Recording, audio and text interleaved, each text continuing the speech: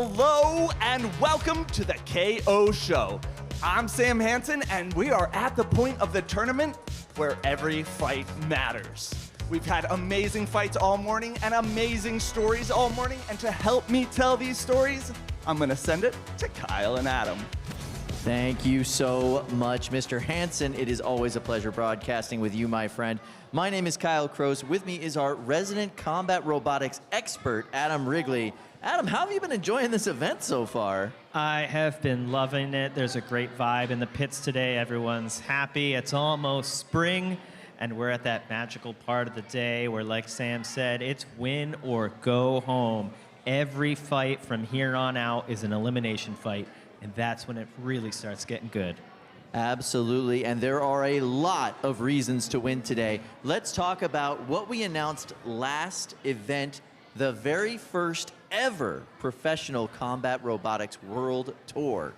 Yeah, this should be really exciting. The top 8 robots in each weight class in each event this year will qualify for the NHRL Pro Tour. The first event for that is going to be in mid-May this year, right here in Norwalk, Connecticut, and it is going to be the best of the best. All of the excitement of world champs, but now multiple times a year. And we also wanted to bring up Prom Hedda, the reigning defending world champion in the 12-pound weight class. Zach Knight putting on a clinic today. Check out this footage. Zach is definitely one of our more passionate builders, but his driving skill is unrivaled in that 12-pound weight class. He's got Jake Hoffman calling shots next to him, and we've watched him take out every other top competitor in that 12-pound weight class throughout the season last year. Just non-stop roof shots from Prom Hedda. Absolutely incredible robot, and pioneering an anti-big wheel configuration that has been groundbreaking at these events, and we've seen so many copies of that up in the pits today. Yeah, and that's how combat robotics works. Absolutely, iteration on iteration. Everybody improves on everybody else's ideas. It's kind of like jazz, but a lot more violent. Just a tad. Yeah, so let's take a look here at the wall. Yeah, part 2. Sitting at #1 3-pounder coming into this event, but 1-1 today. Yeah. Stressful day, and he's had a stressful morning. Let's go ahead and check in with Sam Hansen right now for some more on that. Yeah, it has been a stressful morning for the Wall. They won their first match, lost their second one, but they're still in it. But they've been on a tear recently. After winning the last NHRL tournament, they went on to win back-to-back other outside tournaments. So they've got the momentum coming into this. Let's just see if they can hang on. Absolutely, Sam. And the other one we wanted to talk about from the MIT Combat Robotics team, it's the return of Ryan Duarte and Ares. Yeah, and speaking of another highly ranked robot coming in and having a tough day, Ares went right up against Kazaa and had a tough outing. Yeah. I mean, I thought that was the closest match anybody's had with Kazaa today. Kazaa Eins is a new configuration. But yeah, Ares really struggling in that matchup. Unable to get any real big hits that they are known for. I think we'll see some later today. I think they're going to want to get some payback after that loss. But let's talk about Kazaa, right? But, you know, Kazaa is only running 1 robot today. It's not 2. Let's toss it over to Ricky and Dima, who are going to give us more. Thank you, guys. We're here in the play-by-play room. I'm Ricky Willems. I'm Dima Papazian. And yes, the Kazaa change from Kazaa Light to Kazaa Eins. These are technically 2 different robots, but there's clearly a lot of connective tissue between these two. And Kazaa Eins hasn't shown any slack in moving from 2 robots to 1 robot. They've upped their armor, they've upped their fuel. They have just been taking it to their opponents all day long. I am so energetic to see what kind of fights and what kind of flames we can expect from them for the rest of the day. We love fire here at NHRL, and there's maybe no better flamethrower than Kazaa.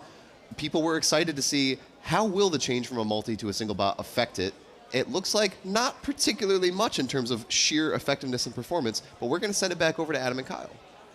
Thank you so much. And I will say, if you want to watch Kazaa take out BeeForce and other multi-bot, check out our Brett Zone coverage. with every angle of every fight, whether it was aired during our primetime showing or not. It's on there, and you can check it out. You can create your own clips with it. It's an amazing resource. It's outstanding. Every fight ever on BrettZone.com. Great for fans, great for competitors. But for right now, let's throw it on down to box 1.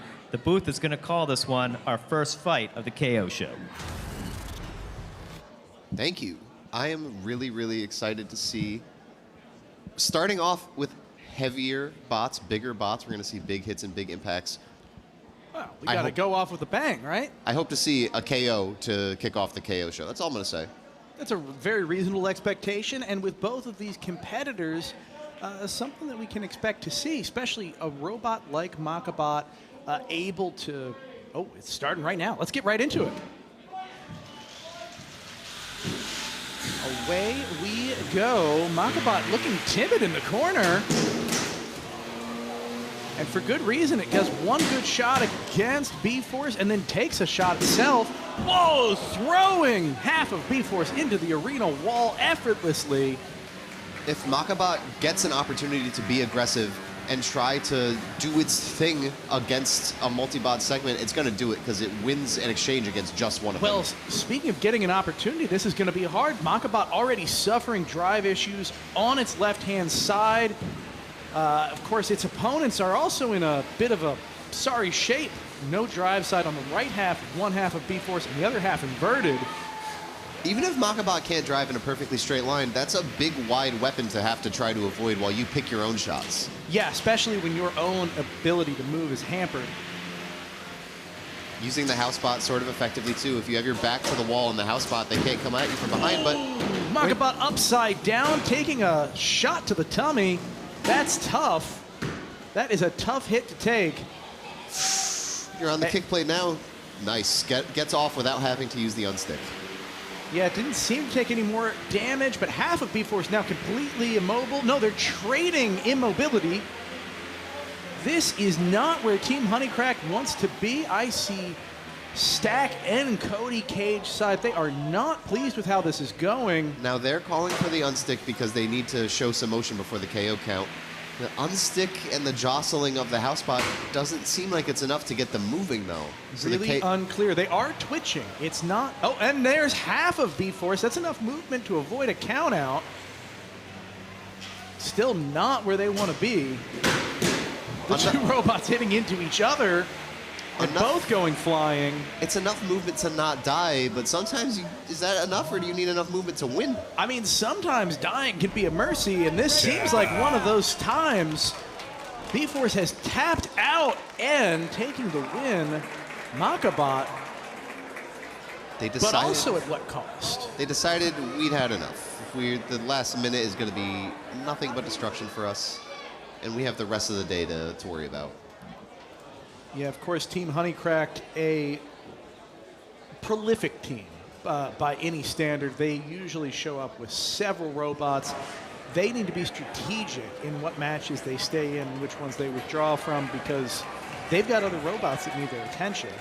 Prolific is putting it sort of lightly. When you're up in the pits, they have not just a couple of tables for their whole team. They have a sort of section. They have a hive in the corner where you can see all of the B-themed robots together, and they all assist and work on them together. You know, as a Marylander, I can make the joke that Maryland isn't a state, it's a cult. And there's something very reminiscent in the Team Honeycracked vibe. They have this ability to attract such talent and build it up. And no small part of that is the fact that they have an incredible facility down in Maryland towards the Eastern Shore with their own arena, with their own events. And it's made them this kind of nexus for robotic growth and experience and talent to grow. And of course, they send their best, the best of their best up here. And this is what we see. So we'll see. Obviously, that didn't go the way that they were hoping, but they've got plenty more shots throughout the day with other robots that they have their hands in. Let's go to Adam and Kyle. I think they've got a little bit of news for us, guys. Thank you so much. We just wanted to give some of our newer fans a little bit of education on how this game works. We're going to get right into Havoc 101 with Adam Wrigley. Yeah, we've got 3 weight classes here at NHRL, 3 pound, 12 pound, and 30 pound. You'll always fight within your weight class against robots that weigh approximately the same amount. You get 3 minutes per fight, and the goal is pretty simple. Destroy your opponent's robot before the end of the 3 minutes. The fight can either end by tap out when your opponent says, I've had enough, knockout when they just aren't moving anymore and the referee counts them out, or if you can both make it 3 minutes, we go to a judge's decision. Each robot gets 1 unstick request per fight. That's when our little house robots will drive over and help you get unstuck from the wall or the floor. But once you use it, you lose it, and it's not guaranteed. The top 8 bots from tonight will qualify for prime time later on at 7 p.m. Eastern and on the NHRL YouTube channel, and they'll also be qualifying for the Pro Tour in May. The bots that fight in prime time qualify for the tour. That's a very important distinction. But yeah, absolutely. This has been an amazing event so far today. We've had a lot of upsets. We've had some really big hits. And one thing I've noticed in particular, the 30-pound bracket at this event is particularly stacked. Yes. At the first event of the season, it was a little bit light. This event, it's just been amazing.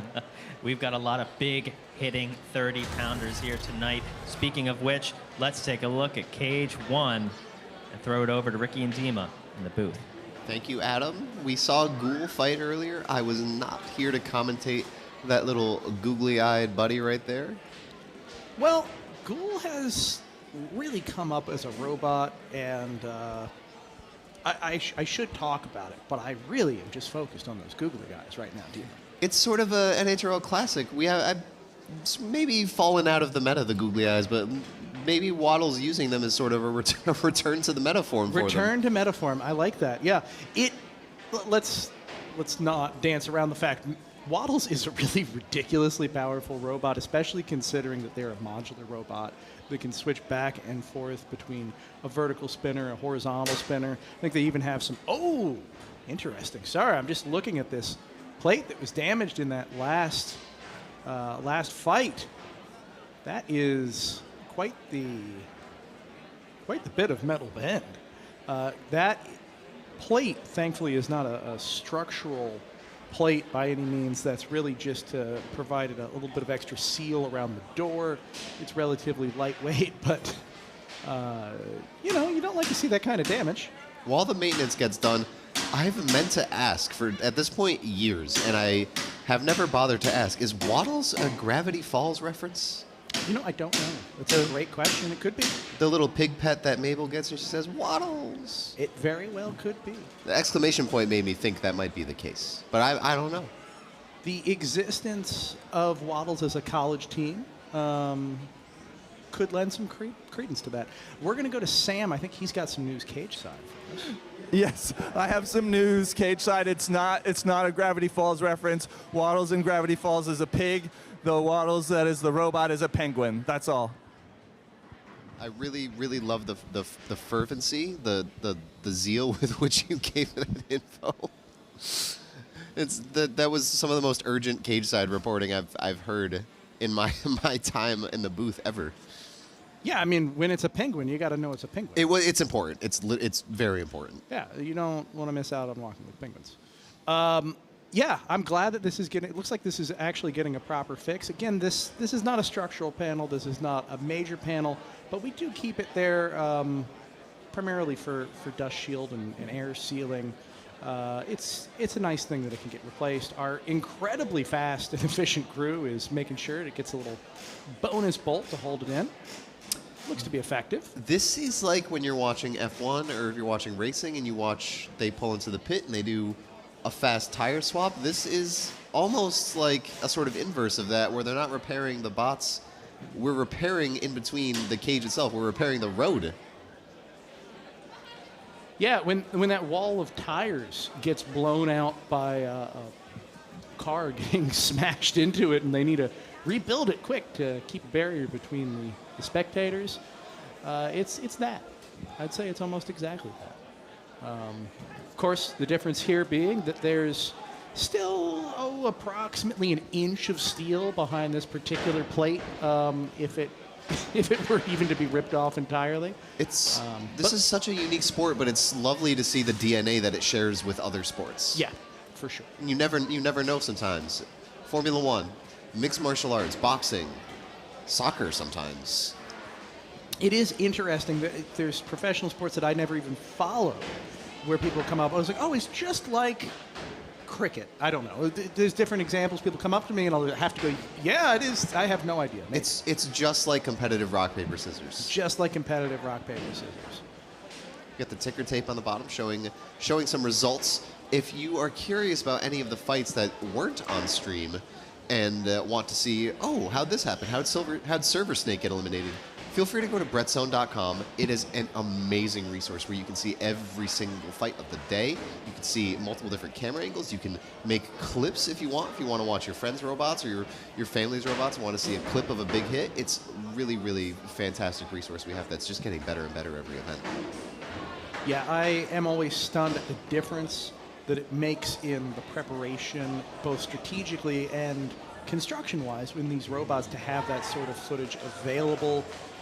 It really ups the game in terms of making this a professional endeavor and not just people who show up and try that particular weekend. The people who put the time into research and go to the tape and get the footage and improve between events and study hard. It ups those competitors so dramatically. The engineers in the pits do be doing their homework. That's all I'll say. Yeah, I have been stunned. It's actually intimidating sometimes if I go to local events and going up against these people. Certainly I've got years of experience, but the speed with which some of these competitors can get up to speed, the speed with which they can grow is so much faster than it used to be. It used to just take years of experience, and now you can go back and have these tools at your disposal to grow faster and to get better in just ways that simply weren't possible in the past. It's all resources that are available and the speed with which information can be shared and saved, etc.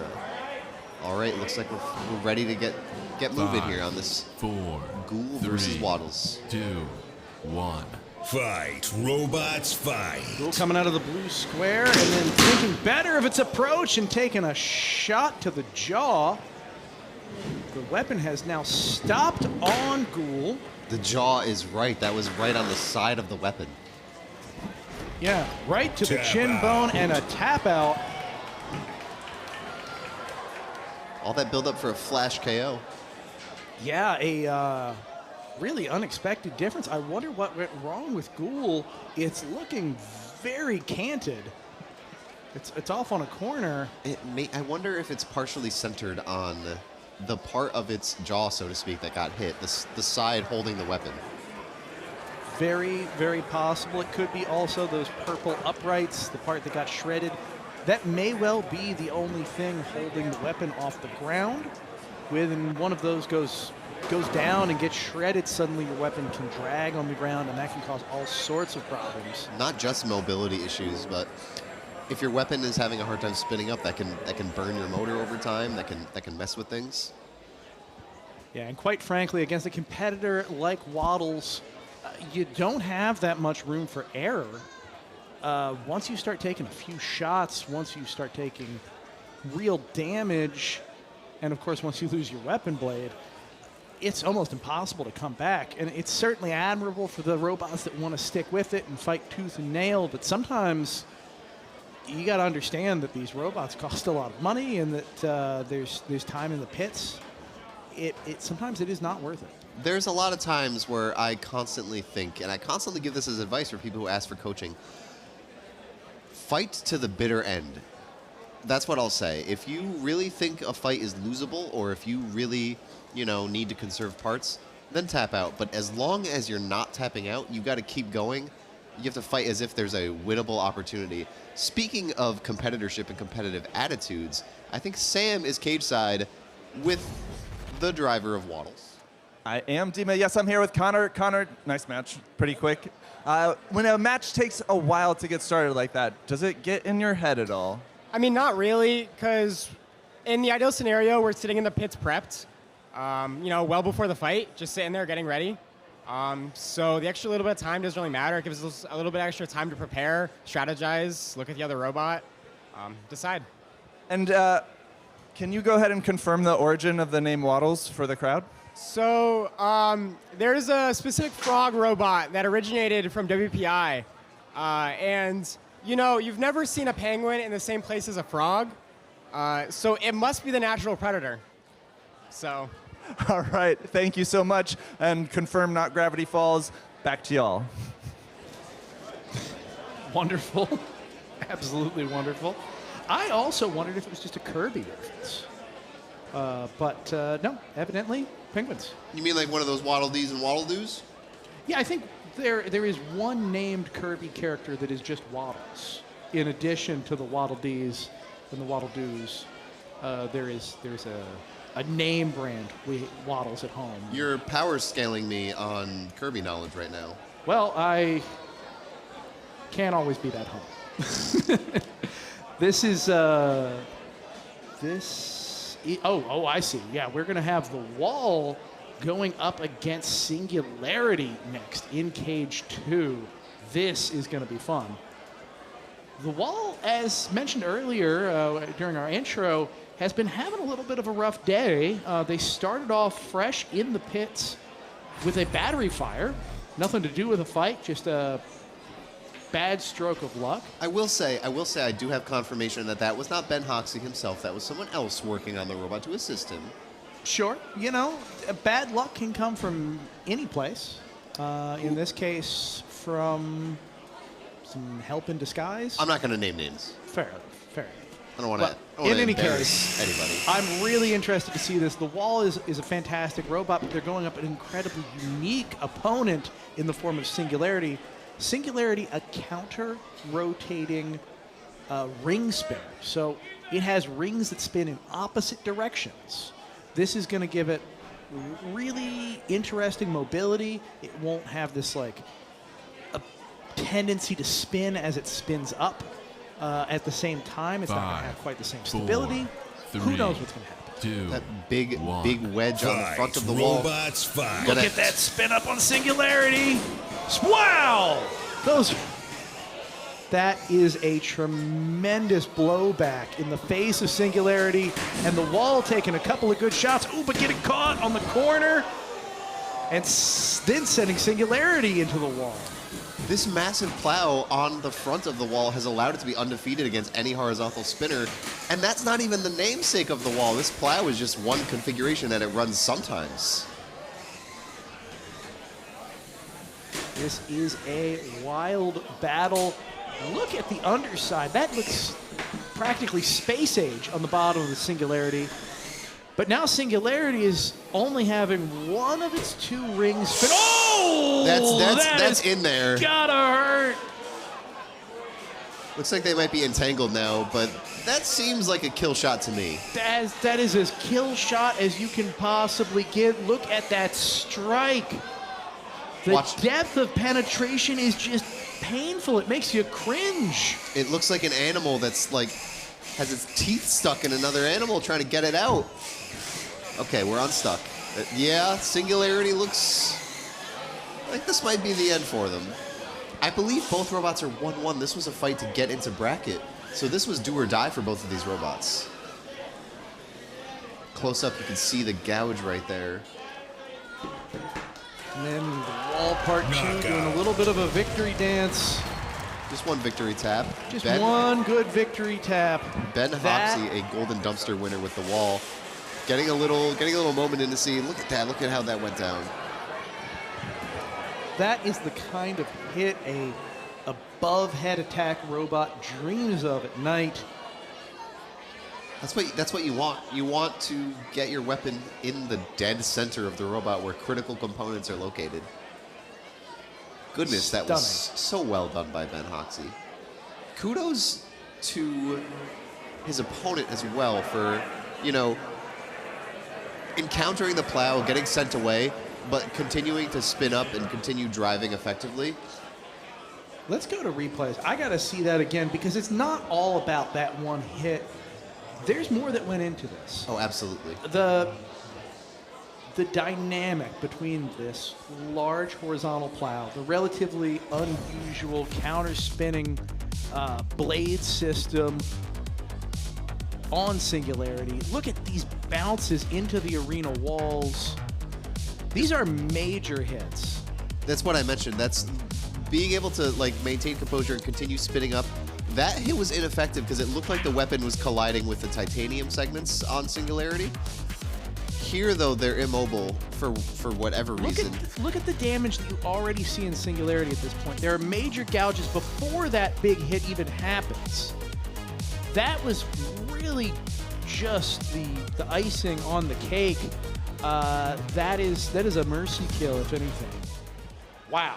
Yeah, quite the fight there. You could see as the counter-rotating ring spinner was bouncing around the arena, it gradually started going slower. One ring stopped spinning, and then there goes the kill shot. What an amazing piece of engineering Singularity is. That counter-rotating ring spinner gives some really unique impacts, and what a difficult thing to actually come up with. Yeah. But at the end of the day, those shots from the Wall Part 2, just devastating. Ben Hoxie, peak of that sport in the 3-pound division right now. Yeah, Singularity is really interesting. It's one of those ideas that you see posited a lot online. What happens if you put two spinners going opposite directions in a horizontal? And you can see it play out where it does spin up really well without that counter-rotating, but it still has balance issues as they're spinning up. It's losing that gyroscopic affordance. You can see that shot there on the edge, and then it's just not spinning up anymore. One ring down, is it, no torque behind it, and then here comes the final blow, but up against the wall is really what set that all up against the wall. Between two walls, as it were, is what really set that all in motion. And yeah, the wall earning its way back into the tournament. That loss earlier today kind of stunning everybody. We figured the wall would go 2-0. They had to fight through the bubble. They make it, and we're going to get to see them in the tournament. Ben had a very stressful morning. They did have a battery fire in the pit. Super rare occurrence, but they did have that today. Accidents can happen, and that was a pretty big one. That's going to shake anybody's resolve for the day. Even for experienced teams, sometimes something goes wrong, but they're able to fight through it here, put that behind them, and they're on a good footing now coming off that victory. Yeah, they just have a little bit smellier equipment through the rest of the day, as long as they can calm those nerves. You the know? inside of whatever chassis that is never going to smell the same. Absolutely. Wall Part 2, they've been crushing it all year, and we're just, what, 3 months into the year now at this point? #1 ranked 3-pounder overall in the world coming into today. I don't know how that loss is going to affect it. Of course, if they can take home another dumpster, I think they'll be all right. So we get a shot here of the crowd, of the arenas in our bowl, where we get hundreds of fans cheering on the events here as we head through the KO show. Every fight from this point is win or go home. Every fight is a knockout fight. We might not be in the tournament yet for all weight classes. Some of these are still preliminary stage fights to figure out who's in the tournament. Yeah. But every fight is knockout round. Inspecting the damage there in cage 2 after that fight. Let's send it down to Sam, who I think has a closer view of what they're looking on at. his side. All right, look at this cut in cage 2 here. You can tell it was Singularity because it's got two curls going opposite directions. It literally pinched the Lexan here. But is it big enough to warrant a Lexan swap? Not yet. All right, the ref said not yet, so we're going to keep an eye on it. You can tell it has been outlined, and if it grows beyond the current outline, we will address it with a panel swap. Yeah. Thanks for that, Sam. And this is, of course, the inner layer. There's another layer on the outside there, so no pierce through the wall. That's just the inner protective kind of sneeze guard wall that we have in the arena. Yeah, that's a thinner material, right? It doesn't have the same density as that outer material. The idea of that is it absorbs all of the kinetic energy of these impacts before anything ever touches that outer wall. Exactly. So doing what it's supposed to do there, we'll keep an eye on it with that marker. If it starts to grow, we'll know we need to replace it. you've ever gotten a weird infection, you've also drawn that red line around the rash. If it grows, you're gonna, you got to get some better antibiotics. Same thing here. If it grows, we'll just chop it off. That's quite a comparison. I never would have thought of that. But yeah, that makes a lot of sense. Those cracks, once they start to develop, it kind of cascades through the structure of the polycarbonate. So we really have to be mindful of that. Small impacts like that probably won't cause a crack, but it's really important to keep an eye on it. Yeah, it was really interesting to see the double peel there in two directions. That counter-rotating ring spinner on Singularity is able to deliver more force to its opponents, more kinetic energy. A normal horizontal spinner would just kind of bounce off, right? But because it's grabbing you, it's almost like a kinetic crusher. Yeah. It's able to deliver all of the kinetic energy into it. It's just holding itself in place. You don't bounce off necessarily in every one of their hits if they hit you just right. So really interesting, example of that. I think they would have rather had that happen to their opponent, not the wall, but the other wall. They wanted it on the robot Too many wall. walls in this box. All right, we're going to go to our friends in the play-by-play booth to call this 3-pound action. Thank you, Kyle. I'm excited for Captain Jackpot versus RX-7. I am a lifter and control bot fan because it's how I started in the sport. This is an upgraded SSP kit, Captain Jackpot, I mean. An SSP kit is a sort of, not a pre-built, a robot kit that you can buy that has all of the parts and instructions you need to get yourself up and running. Not only with a robot to fight with, but a surprisingly competent robot and the tools to continue advancing in the sport and make all the modifications that you would like to make to continue learning the sport. And that's sort of Captain Jackpot right here. This is not just the kit itself. This is the kit with modifications and upgrades that they have made over time. I'm excited to see them do their thing. On the other hand, RX-7 looks pretty fearsome. 3, 2, Well, 1. we're going to see Fight. if Robots their fight. fight matches their appearance. Captain Jackpot all over the arena. RX-7 looks like it has gyro that Blaine is doing a really good job of controlling. RX-7 trying to use the lifter to right themselves. Yeah, not the spot that they want to be in. It's like you're going in the wrong direction. They were right side up, but then they went back up to the kick plate and then called for their unstick. This is a strange position to be. I think I see wires dangling from the top of RX-7. They started like that with a piece of tape. Okay. Well, the wires are now disconnected from one another, so I don't know. It's hard to say. Sometimes competitors will do that with their antenna. It's kind of an old school way to go about it. Look at those sparks flying. Man, unusual behavior. Captain Jackpot taking advantage of it, flipping their opponent over and over. This lifter is a little bit longer than what I see from the SSP kits typically. Well, it is a little difficult to pass our functionality test with an SSP kit at this point, and it kind of requires a longer lifter. They may have done this to ensure that they can exact the sort of damage that we require, Knockout. and it may have backfired on them. That is the knockout countdown. So, not to instantly get all solutions-oriented about this, but we might be feelings-oriented immediately after the cage doors are about to open while we load down the robots. But thinking about solutions, I am of the mind that it's useful to have a lifter that can go down as well as up for situations like that. When they were stuck on the kick plate, if the lifter had more range... It could have just pushed in the other direction, yeah. Yeah, but when your servo on that lifter is limited, when the angle is so limited that you cannot prop yourself up like that, you can get yourself into trouble sometimes. We're going to see some more clips from that fight really quick, some replays.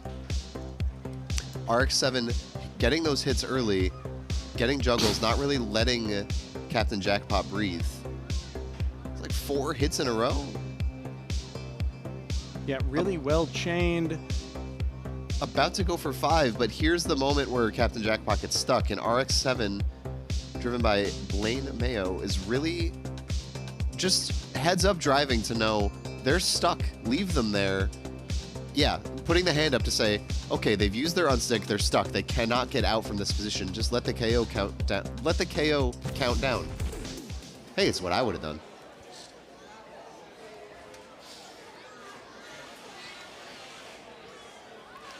Now that we're in the KO show, these fights are all do or die. Either you're already in bracket and your bracket life is on the line, it's not double elimination, or these are fights to get into bracket. So you're 1-1, and you need that win to go 2-1 to get the record in prelims to get into bracket.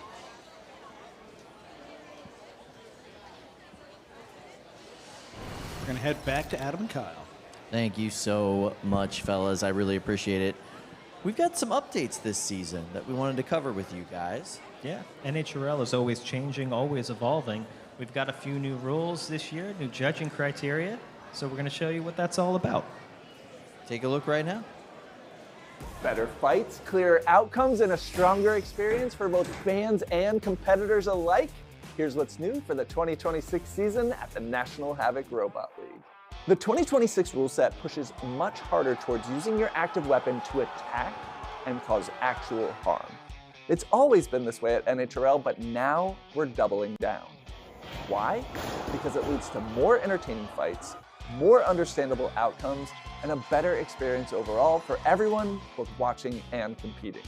Judging now reflects that philosophy. We've gone from 3 judging categories down to 2, condition and attack. Condition replaces what used to be known as damage, but it's flipped. Instead of getting judged on the damage you do to your opponent, you're now judged on the condition of your robot at the end of the match. Attack replaces control and aggression, and it measures the intensity and frequency of your attacks, and critically, how effective you were at causing harm with your active weapon. Going from 3 categories to 2 will allow us to have faster judges' decisions, more consistency, and a clearer alignment between what happens in the cage and what fans expect the outcome of the match to be. These changes represent the next stage of the NHRL's evolution.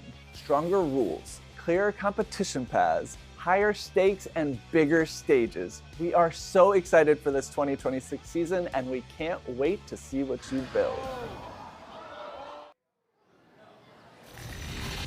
Why does that video end with Drift exploding? What did that have to do with judges' They knew you would be the first shot right after that video. They just wanted to see your reaction, your sadness. Yeah, well, the rules are good. I like simplicity and judging, and I think condition is a great way to rephrase damage. It's always confusing because you say, well, they did that to themselves. Well, it doesn't matter who did what to who. What's your robot look like at the end of the fight? You get more points if your robot's looking good. You get fewer points if your robot is in 2 halves on either side of the arena. Pretty straightforward. All right, we're going to Cage 2 right now with some more 3-pound robot action. And we're going to go to our friends in the play-by-play booth to call this fight. Thank you, guys. We are going back to Pipeline Punch and Midnight Chill. 5, 4, 3, 2, 1. Fight. Away Robots we go. fight. Midnight Chill. Whoa! Holy heck! What a hit! Pipeline Punch has a wedge to help them tank hits from the horizontal, but they're winning engagements without having to worry about taking those hits. What is hanging off the back of Midnight Chill right now? It is really hard for me to tell. Some kind of armor that has been torn upwards. Oh goodness, Dima, look! Pipeline Punch. Damaged on the right-hand side. Its weapon seems to be, yes, it is missing its belt. This match has turned around quickly. This is all about Midnight Chill. They might have an easier job using that wedge offensively if their drive wasn't hindered. Yeah, honestly, they would be not much worse for wear if they could bring that wedge to bear on Midnight Chill, but with one drive side down. It's tough to even stay square and prevent Midnight Chill from attacking the sides and the back. I do think there's some humor in the fact that Pipeline Punch is making these sort of semicircles with its drive extremely fast. Like, it's still so speedy. Yeah, it's certainly, even though it's losing control, it's not like the remaining working drive side has slowed down any. Looks like a wheel hub sort of like gently rolled off of one of these robots, like a little Chef Boyardee can. A little less energetic in self-disassembly. Man, the shredded piece of metal on the back of Midnight Chill is just so fascinating to me. It's been peeled up, and it's got this blue painter's tape on the back, holding who knows what's in. Okay, so current state of condition. Pipeline Punch is missing a drive side, and the weapon is completely down. Midnight Chill looks fully functional now. It looked like briefly a drive side was down, but that might have just been something was locked up. It's fine now. It's clearly taken some damage. It is a little bit worse for wear, but that's a far cry from having entire subsystems down. Okay, but here is Pipeline Punch playing to their outs. They call for an unstick. Not maneuverable enough to block the house bots. The house bot looking a little inebriated at this moment. Okay, they're back. All right. They had us going there, Midnight Chill. Maybe just some brief gremlins. Oh, but it happens again. 20 seconds left on the clock. Are you okay? Very interesting. There is something seriously wrong. Now, right now, it appears to be that the left-hand side is just Hwhite-centered. Will they be able to get off? Ooh, it is close. They're clearly in the ballpark. It's one lucky break. I don't think it's going to happen. No, their winner by the skin of its teeth is going to be Pipeline Punch. Quite the unlucky break, if I do say so myself. Pipeline Punch came from Hawaii for this, proving that that trip was worth it. Honolulu, if I am not mistaken. You are not mistaken. You are correct. Look at the gouge in the side of Pipeline Punch. It is... it looks like someone took a knife to frosting on a cake. It's so almost vivid. hard for me to... Yeah, it looks like someone just scooped through... You know, like if you got a grandmother who's going to scold you for putting your finger, through the icing on a cake that's meant for the birthday party later. That's the vibe I get off the side of Pipeline Punch. It's so vivid how that appears, and it really puts in perspective. You see these robots made out of hardened steel, out of dense plastics, out of armors, and you don't realize that's what it does to normal materials. Let's go to Sam. I bet he can give us even more info. Sam? Yes. Thank you, Ricky. I'm here with Ian of Pipeline Punch, and congratulations on that win. Can you go over some of the damage you took in that fight? Dude, okay. My wheel guard is screwed up. I'm missing my my weapon driving pulley, so that's why the belt slipped off. I'm totally screwed up. So I've only got one working side, but I persevered and I came out on top this time. All right, well, that's why you don't tap out. Good luck with the repairs and good luck with the rest of the tournament. Back to y'all. Thank you, Sam. Thank you, Sam. Man, look at some of these moments from the fight. That was such a lucky break on the part of Pipeline Punch. Although, let's give them credit. They hit pretty hard for some of those original hits, and that damage is what added up to knock out the opponent. It just took a little while. They were also doing such a good job of defensive driving. When their drive side was down, they did not have full control over their robot, at least not the control they entered the arena with. They did a good job of avoiding more damage when Midnight Chill was really looking for that KO, really looking to get some easy hits off of the driving advantage, the mobility advantage they had. You hear in other games in esports, you hear the term like advantage state. Mm-hmm. Basically, I'm in the driver's seat. I'm the aggressor. I have the means to take this game to the end. Midnight Chill was in advantage state for the majority of that fight, but the end is what really matters. Yeah, an advantage state doesn't necessarily mean that you're going to be able to put it to good use, and that was an example here. Let's go to Adam and Kyle. We're already here, man. What a great fight that was, and like you said, a great example of why you don't ever tap out if you can, because you never know what's going to happen. The judges' rules only matter if you make it to the bell, and if you can outlast your opponent, there you go. Yeah, absolutely. We already have our 30-pound bracket figured out for prime time tonight. This is the glorious thing about 30. There's not that many bots, but we are starting the day hot with CHEDD-R and Waddles. Oh, I'm so excited about that. We didn't have a lot of bots to whittle down, but what we did whittle down to is outstanding, because next up is Megatron Ares. That could be the grand final fight at the end of the year to determine the world champion, and we're getting it in the first round tonight. The next fight is going to be massive. The biggest vertical blade, the biggest robot here, Gargantuan and Overlord. So excited to watch these juggernauts take each other on. That's got to be the two largest weapons that have ever fought each other at NHRL. And then Dead Rise and maccabot are going to ride it out at the end of the bracket in the first round. And every one of these fights is going to be explosive, massive amounts of energy in the arena. Banger after banger after banger. But right now, we're going to go to Cage 2 for more 3-pound actions. Dima, Ricky, why don't you walk us through this one? Well, we have Deadweight versus Downplay. Two sort of downer, pretty negative names, I would say. 5, 4, 3, 2, 1. Fight. See if they can put a Robots positive spin fight. on those negative names. Deadweight by Christian and Downplay by Devin. A lot of D's going on here. Quadruple D situation in the box. I really, really like the sort of shape of Deadweight. That's pretty unique off the ground. Yeah, it's something that you used to see in some of the old school robots, and you don't see so often anymore. It uses some more interesting modern machining techniques to get to this spot, and the question is that going to make it a competitive shape? It's really interesting to see an undercutter like Deadweight versus the shape of Downplay. That really wide shape, but also like a significant amount of metal armor covering that width.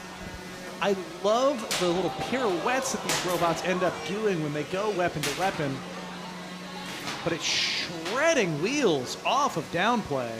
This matchup, I think, is certainly defined by who is the better driver in the scramble. So when two robots make a collision like this and they hit off each other, especially two undercutters, what you're saying there, they pirouette off of each other. So you have a really quick window where you have to get back in front of them and then get another engage with the bite that you will get from driving forward at them. It's not just, oh, turn and face them. It's, oh, turn, face them, attack again. Right. It is non-stop barrage of these opportunities that you have to take. As soon as you start missing them, it's giving over that advantage position to your opponent.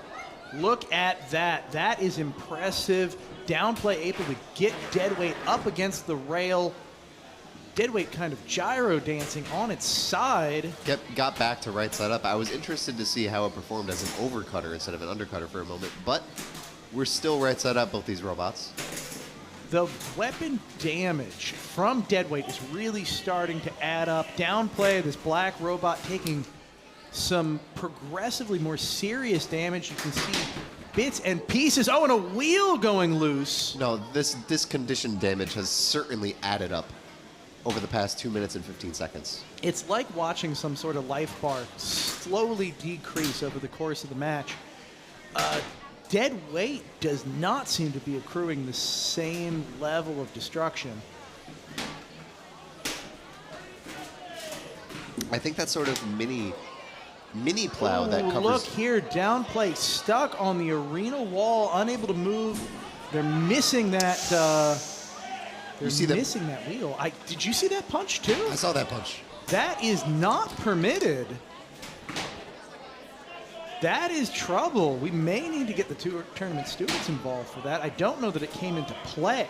They say in pinball, you don't get to shake the thing. Yeah, the whole arena lines up tilt.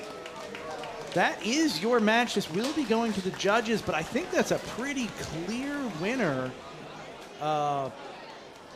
Yeah, I would say so. Deadweight really brought it home. It started off feeling pretty even, but that minor advantage turned into a progressively larger and larger lead over the course of the match. That fight is a great example of how condition especially can snowball once one robot has the upper hand. Once you are losing mobility, either from losing a drive side or just pieces of you coming off or getting stuck, it makes it easier for the other robots to pick their shots, get the upper hand, maintain the upper hand, combo you. It's a great example of how an advantage state can snowball towards the end. And that wasn't a KO, but we were pretty close to a KO there, We were. And, you know, we talked about how these names are very negative names. It's a positive feedback loop, though, when you get this damage accruing. Because the damage itself is a problem for you, but also the damage prevents your ability to do damage on your opponent, which double hampers you. So the farther you get behind, the farther you get from getting ahead. It sounds like a tautology, but these things layer and add up, and it just makes it very tough, which is what makes the comeback so entertaining, but also rare. Yeah, I think a lot of advice that I give to people when I'm coaching them is always play to your outs. And when you are losing your drive side, or you're losing your weapon, or things start working maybe not so good after a minute or two in the cage, you have less and less outs to play to. It becomes harder to win. And then if it becomes truly impossible, you make the decision to tap out or you get KO'd. But as long as there's a fighting chance, there's always an out to play to. And sometimes the out is just, you know, hold your hands together and hope really hard that the other robot just shuts off by accident somehow. Sometimes that's the out, but it does happen in this sport. Yeah, there's really no telling how the angry pixies that constitute the electronics in your robot are going to behave on any given day. You could have damage that's been accrued over fights, over events, over years even, that suddenly make itself known. Anything could happen, and when you get to those do-or-die moments, a lot of times it's worth rolling the dice and hoping for the best. Anything can happen is a great statement onto itself. I think that's really important for competitor mindset, for spectator mindset. Even if a fight looks over, it's truly not over until it's over. Anything can happen. Battery could just decide, hey, I've been spinning my weapon way too hard. We're gonna slow down a little bit towards the end of this fight, and then person on the sticks is thinking, hey, what's going on? And then as that happens, another robot might come in for a kill shot that they didn't think they were gonna get. Anything can happen in this sport. Too true. Looks like we got 2 more robots loading in though. Ooh, some more cheese-themed robots. We've had blue cheese today. I have noticed more cheese-themed hats than I've seen anywhere outside of the state of Wisconsin. Yeah, I don't think I've... oh, that's not true. That's not true. I do know that my brother sells a cheese-themed hat. He sells a cheese-themed hat for his patented cheese block technology. But I do think cheese themes are on the rise in this sport. Would you consider lasagna a cheese-themed robot? I would consider it cheese-adjacent. Cheese-adjacent. Cheese-tangent. Cheese tangent. Yeah, I like that. Cheese related. Cheddar looks like they're... Cheese inclusive. Huh. It's a cheese inclusive topic. I want a cheese inclusive vacation. It looks Every like... vacation for me is cheese inclusive. Dairy is one of my major food groups. Oh, yes, major food groups. It's the bottom of the pyramid. Cheddar looks like they're running the... I hope I'm not misspeaking here. It looks like the Scarab drum, a drum that you can order from Seth from Just Cuz Robotics, a sort of a pre-made weapon that's ready to be assembled in a weapon assembly and put on the front of a robot. You don't have to machine that or billet that or anything like that. It's just a bar that's ready to go. It's really surprising how much that can unlock your ability to focus on other things. And sometimes you see a robot that really seems dialed in. It's because they took something off the shelf and they just made sure that everything was really done to the nines and thought out, because they didn't have to think about doing a weapon from the ground up. They could work on everything else more. Oh, absolutely. And it's you know, a strategic thing, especially for small to new teams. It can work out really well. 5, 4, 3, 2, 1. Fight, robots, fight. Ooh, good chain of hits there from CHEDD-R. that was a weapon-to-weapon exchange. Grim Reaper was able to score a hit on CHEDD-R's weapon, but it looks like the rest of the there's another one, but it looks like the majority of the engagements, CHEDD-R is hitting parts of Grim Reaper that are not protected by a weapon or much armor. Ooh, they're really chaining well here. This style of Grim Reaper does not work well for robots that are really effective at getting under that skirt. And with a plastic skirt of that size, some geometries it's just really vulnerable to, and apparently CHEDD-R is one of them. CHEDD-R is trying to stack as much CHEDD-R as they can and get as many hits while Grim Reaper is not. It's clearly equally maneuverable as it was right side up, but that is certainly a different configuration. I would not want to push my undercutter weapon right into a scarab drum just like that. But it looks like they might not have any other option. They don't have a self-righting mechanism or anything like that. No, and they are meant to not be defenseless when they are upside down. So they can deliver hits, and they may, in fact, want to run headlong into their opponent to get flipped back over, and they almost do it. And credit to Grim Reaper, they are still running just fine. Yeah, I was actually gonna say, Grim Reaper is showing off their defensive capabilities a little bit. They've taken some hits from that big weapon. That scarab drum, I don't know what it weighs now, but the last I checked, it was close to 1.5 pounds. Man. Yeah, these are major hits, and then CHEDD-R inverts itself. Of course, it's a lot easier for CHEDD-R to self-right than it is for Grim Reaper. They just have one good run into the arena wall. Look at the damage that's being taken on the skirt of Grim Reaper. Ooh, and a roof shot there. These hits, double backflip. These hits are very significant.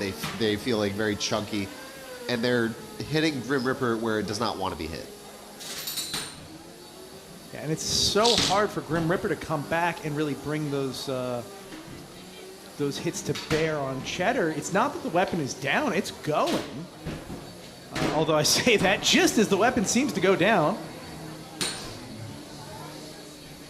That damage, there's no way you can avoid all of those hits and all of that damage adding up to something going down. You might win some of the time. You might luck out some of the time. But now, CHEDD-R is struggling. Okay. Their weapon is down. Is this a Their battery? right-hand drive is down. Their left-hand drive is barely moving. Is this a battery issue? This is a battery issue, Dima. They are just on the edge of being dead in the water. Did they full throttle their weapon for the entire fight?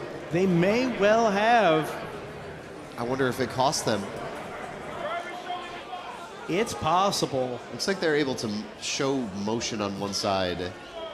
Not much else. That's really not what you want to show the judges during the prove it period. Immediately after a fight, you want to show the judges, hey, I'm fully functional, or even half functional. This is the opportunity for them to show to the judges and give them that proof that they did work. And the fact that they didn't show any of that proof, it doesn't exactly hurt them, but it's going to confirm, so to speak, a judge's suspicion that, oh, they didn't work. Because if they did work, if it was just timing or what have you, then they would have been spinning in the prove it period to show it off. CHEDD-R looked so ahead of Grim Reaper for pretty much all of that fight except for the last 20 seconds. But the end really, really, really matters. Yeah, it really does. And damage now is such a heavy indicator in our rubric, in the judges' scorecard. We're going to go to Sam. I think he's going to get some thoughts cage side. Yes, thank you, Ricky. I am here with Nelson of Grim Reaper. And Nelson, Grim Reaper is a tough robot. What did you do to make it so robust? Well, I think the big thing is everybody sees the shell, but they don't see what's underneath it. And this is probably 6th or 7th generation of it. So I've worked on different types of TPU. I did a bunch of testing to see what kind of TPU holds up best, at what temperature to print it. So I've done a lot of work to sort of figure out the best materials, the best way of making it. And it's about protecting the core. You know, just the shell takes all the damage, but the core is fine. And how do you think this judge's decision is going to go? I think he got me there. I think at the end it was a little hopeful, but I think he's got it. All right, well, thank you so much. Good luck with the repairs that you hopefully have to make, and we'll see you around. Thank you. Back to y'all. Thank you so much, Mr. Hansen.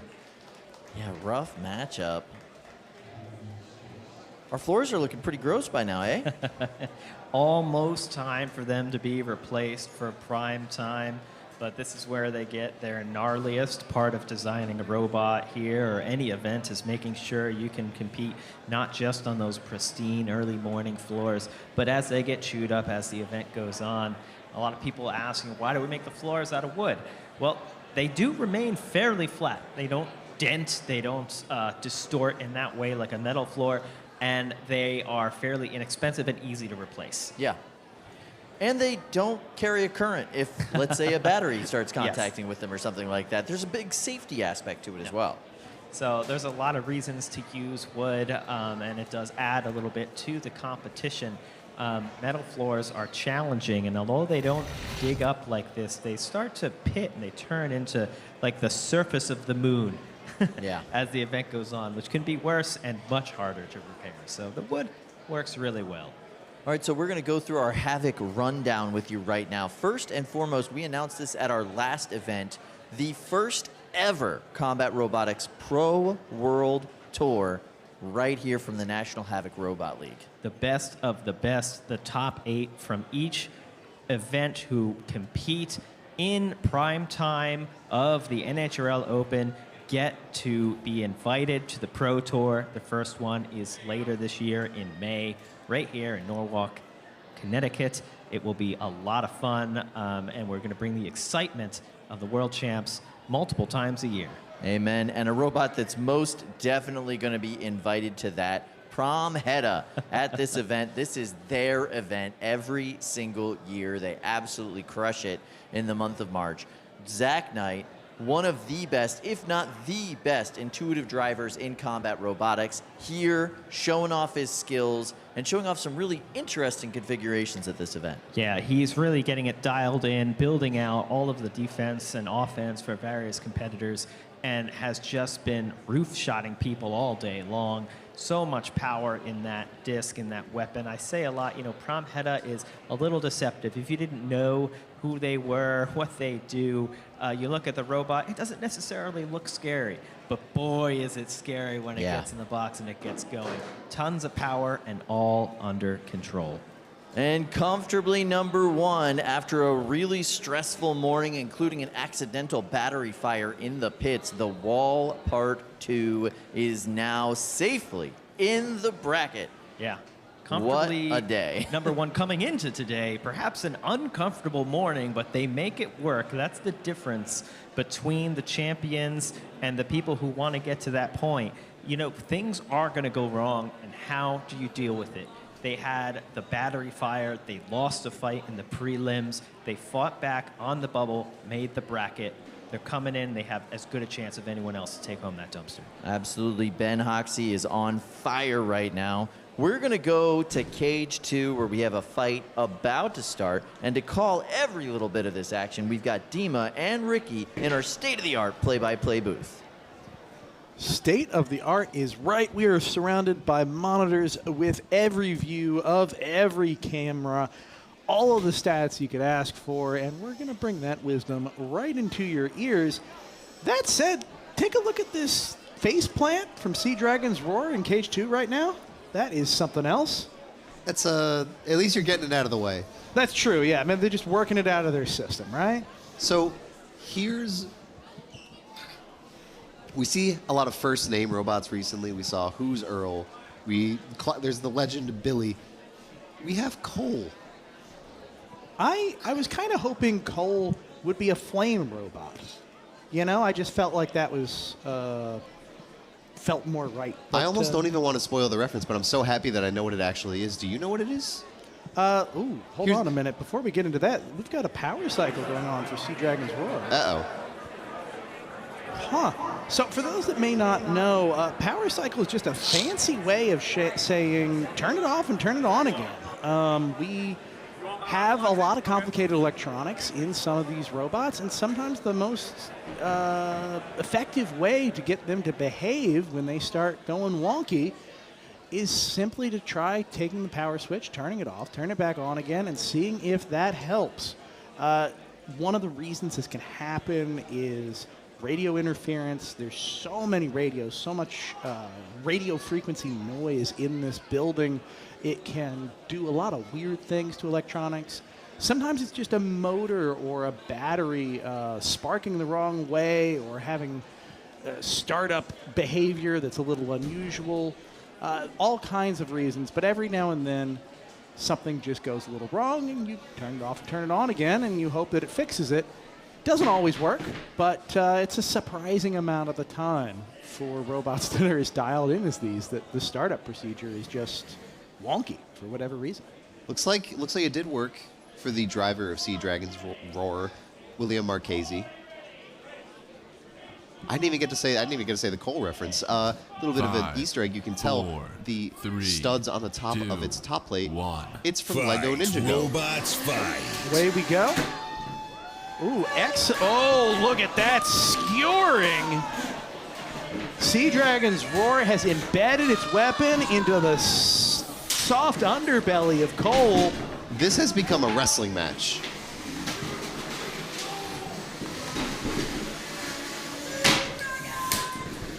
Ooh, a nice hammer saw hit onto Sea Dragon's Roar. This is back and forth. Cole is able to self-right really quickly there. Yeah, that was some nice skill. The geometry so dialed in on Cole. Alex picked the driver of Cole, doing a great job iterating on Cole event after event. Not only that, but improving his driving skill in the process. Now, I noticed that the weapon blade on the hammer saw of Cole does not seem to be spinning. I don't know if that is a choice.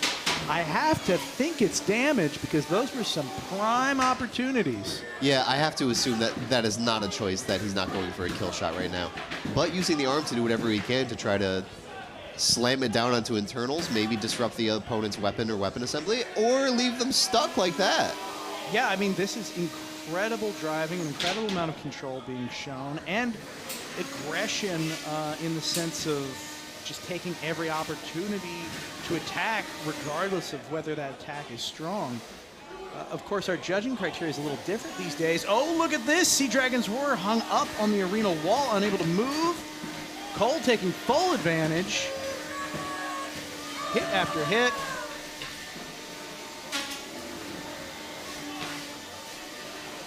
Cole using superior geometry and maneuverability, using the width to just bully Sea Dragon's Roar in positioning. That's a KO count, so William Marchese calls for the unstick. Alex doing a great job of blocking the house robot, which is allowed, codified in the rules. Unstick is complete because Sea Dragon's Roar has now shown motion. Yep, that does end things. Look at this sort of break dancing behavior we're getting out of Sea Dragon's Roar. We haven't seen this with their other setups, their other configurations. I wonder what the difference here is that's causing this. And now they're hung up on the floor. That geometry seems to be costing them. Their wheels are spinning, their weapon's spinning, but their wheels aren't making contact with the floor, and they're gonna be counted out. Yeah, that arena wall hung them up. Your winner by knockout is Cole. They are cruising through to a victory there. Well done, Alex. Very impressive performance considering that weapon blade on Cole was not spinning for the vast majority of the match. Didn't let it phase him, did he? And when the Sea Dragon's Roar got stuck for the last time, you could hear Matt Landry, the driving coach for Alex and Cole in that fight. You'd hear him go, "Leave him, leave him." Yeah. If Cole was to sort of scoop Sea Dragon's Roar off of the wall and they were right side up, that might have lost an opportunity to KO. And hey, I'm not going to speak for how the judges would have scored that, but if it didn't end by KO, if it went to the judges' decision, you're leaving it up in their hands. Always better to try to finish the fight rather than leave it up to the judges.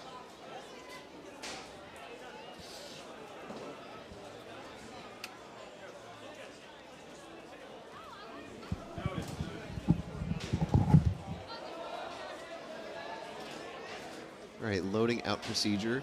weapon locks for hammer saws are slightly more involved than some other robots because not only do you have to lock the blade, you also have to lock the arm.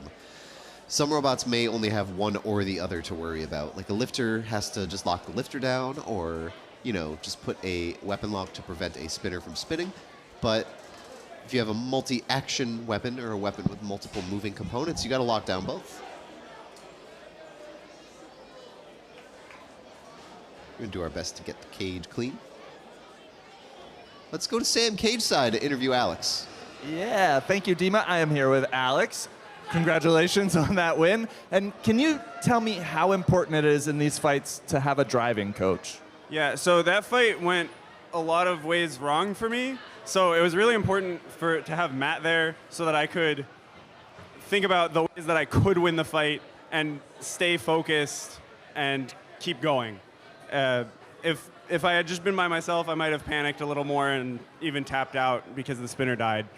Well, I'm glad you didn't tap out. Congratulations on the win and good luck with your repairs. Thank you. All right, back to y'all. Thank you so much, Sam. Yeah, that team pandemonium has such good team cohesion. It's a massive group of people here. Yeah, and that position of, you know, sideline coach kind of giving you that insight, that's a real help for the drivers. You can get in your head, you can get tunnel vision when you're down there looking at your robot, and having someone next to you who knows you and knows the right way to speak to you to get you to understand what's happening, to slow down or to be aggressive at the right moment is a huge help. And that's a thing, in a lot of sports, they actually ban that. You can't have coaches in your ear all the time because it's such a help. But here we don't have rules against that. It's all part of the teamwork here at NHRL, and it's great to see more people catching on to that. That's something we do at Bots FC a lot. So we have someone literally screaming, it gets loud down there, at us what to do. I mean, your whole sense of time from the adrenaline rush is distorted when you're driving the robot. I'm surprised to hear that you have such a quiet, soft-spoken team of fellas on Bots FC. All right, so we have some big bot action your way. And look at this. Out of the frying pan into the fire, William Marchese is back for another fight, one right after the other, but this time we're getting into the bigger weight classes, 12 pounds. And I'm hearing some good news, Kyle, that we get to call this fight cage side. Ooh, fun. All right, cool. Yeah, I love 12-pound action at this competition. This is a massive spinner on this bot. What a strange kind of configuration and design, especially compared to the rest of the field. I know we're supposed to be unbiased, Kyle, but Adamant Barrage is my second favorite Adam, and I do like to root for it. It's a really cool robot, and it has been improving and improving at every single event. Look at that mount for the weapon. Just so sturdy and chonky. I love it. Yeah, and you know, going up against Tartarus here, which to its credit is a very chunky, well-built bar spinner. You know, you look at Adamant Barrage, it's a very unique shape, really interesting design. It bounces all over the arena, always finding new ways to do the thing. But we'll see what happens here. Robots fight. Oh, and right into the wall from Adamant Barrage, and now they're not moving. As Tartarus is lining up the shot. What happened out of the gate, Kyle? This does not look good. Weapon is spinning, but they're not moving. They're calling for an unstick. I don't know if something came loose. It looked like they got one wheel here, and it stopped. It was backing up on the left side, and it's dead again. Is it a loose connection? Is it a receiver? Oh, that is not how you want to come out in a bubble fight. Lose this and go home. Tartarus just taking it to him. They got to be careful because the weapon on Adamant Barrage is still working and still powerful. Look at this, Kyle. The wheel on Tartarus is now dead. Oh, it comes back to life a little bit. They're having drive issues too, but it looks like they've got enough movement and the count out is coming. Adamant Barrage is going home. Wow, that is one kind of unlucky match right after the other for William Marchese. It just breaks your heart to see that amount of bad luck directed at one competitor in such a short period of time. Wow, they are excited. Carnegie Mellon Combat Robotics relatively new team here at NHRL. They've been really showing up at the past few events, and this is a huge showing for them at this event. Yeah, of course, well-known engineering university coming down here, showing what they got. One of the things I love about combat robotics is it's such a niche sport. A team like Carnegie Mellon is new, right? So they don't have as much experience or as much kind of sway as a team like the University of Cincinnati, Ohio, who are just legends in this sport. Hey, no shade to Cincinnati. Absolutely Another great not. university down here. What a fight this was, and what a disappointment. I mean, you gotta feel bad for Adamant Barrage coming out the gate, looking strong. Something happened really quick. Yeah. Because they went for a box rush, and it just skewed off to the side, and it came back to life for a second, and then died. It could be a transmitter, it could be a binding issue, it could be a loose connection. Always the worst thing. Half the time that happens, you get it back on the bench, and it works 100%, and you never figure out what it was. It's just awful when that happens. Yeah, it's really unfortunate for William. Like, this is his bot. He's really been putting a lot of time and effort into this. Look at the damage here on Tartarus' front end, some of the torn up armor. Yeah. Armor they specifically put on for this fight because they knew the blade profile that they were facing, and they wanted to make sure they protected those critical components. Yeah.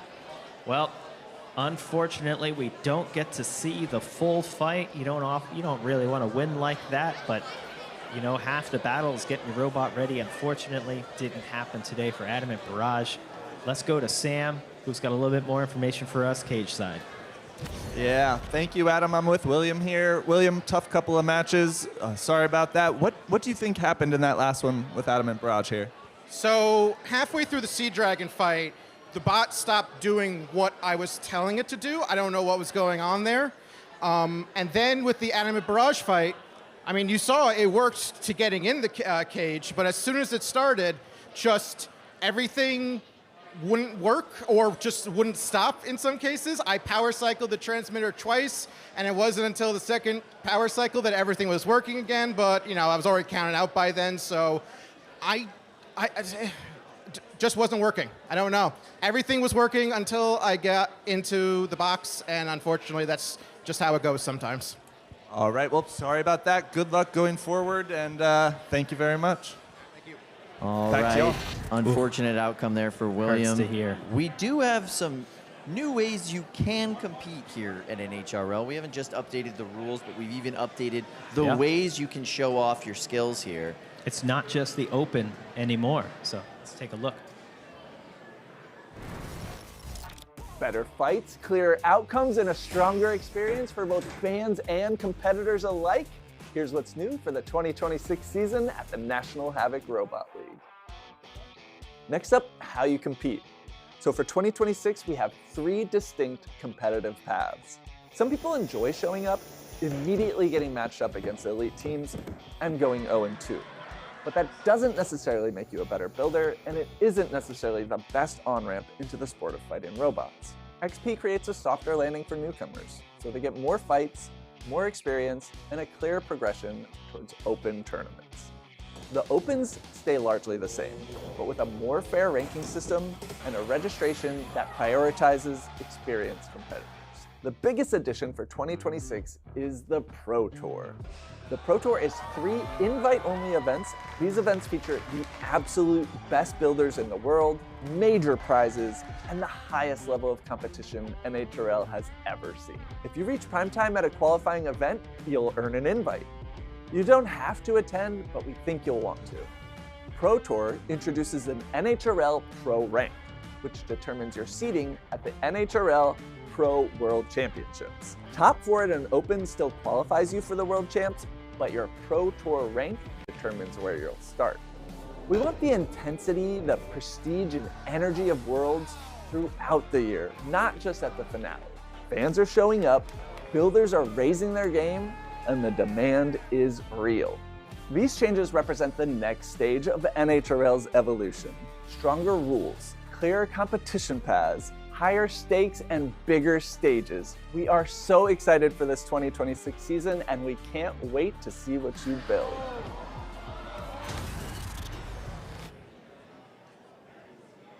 Yeah, the Pro Tour is going to be exciting, where the best of the best come together multiple times a year for some hard-hitting action, but we've got more hard-hitting action right now.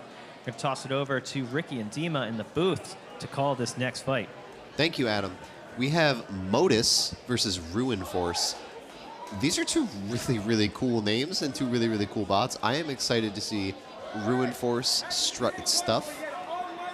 RUINFORCE is a really 4, interesting approach. 3, I am also 2, excited. 1. Fight, robots, fight. Away we go.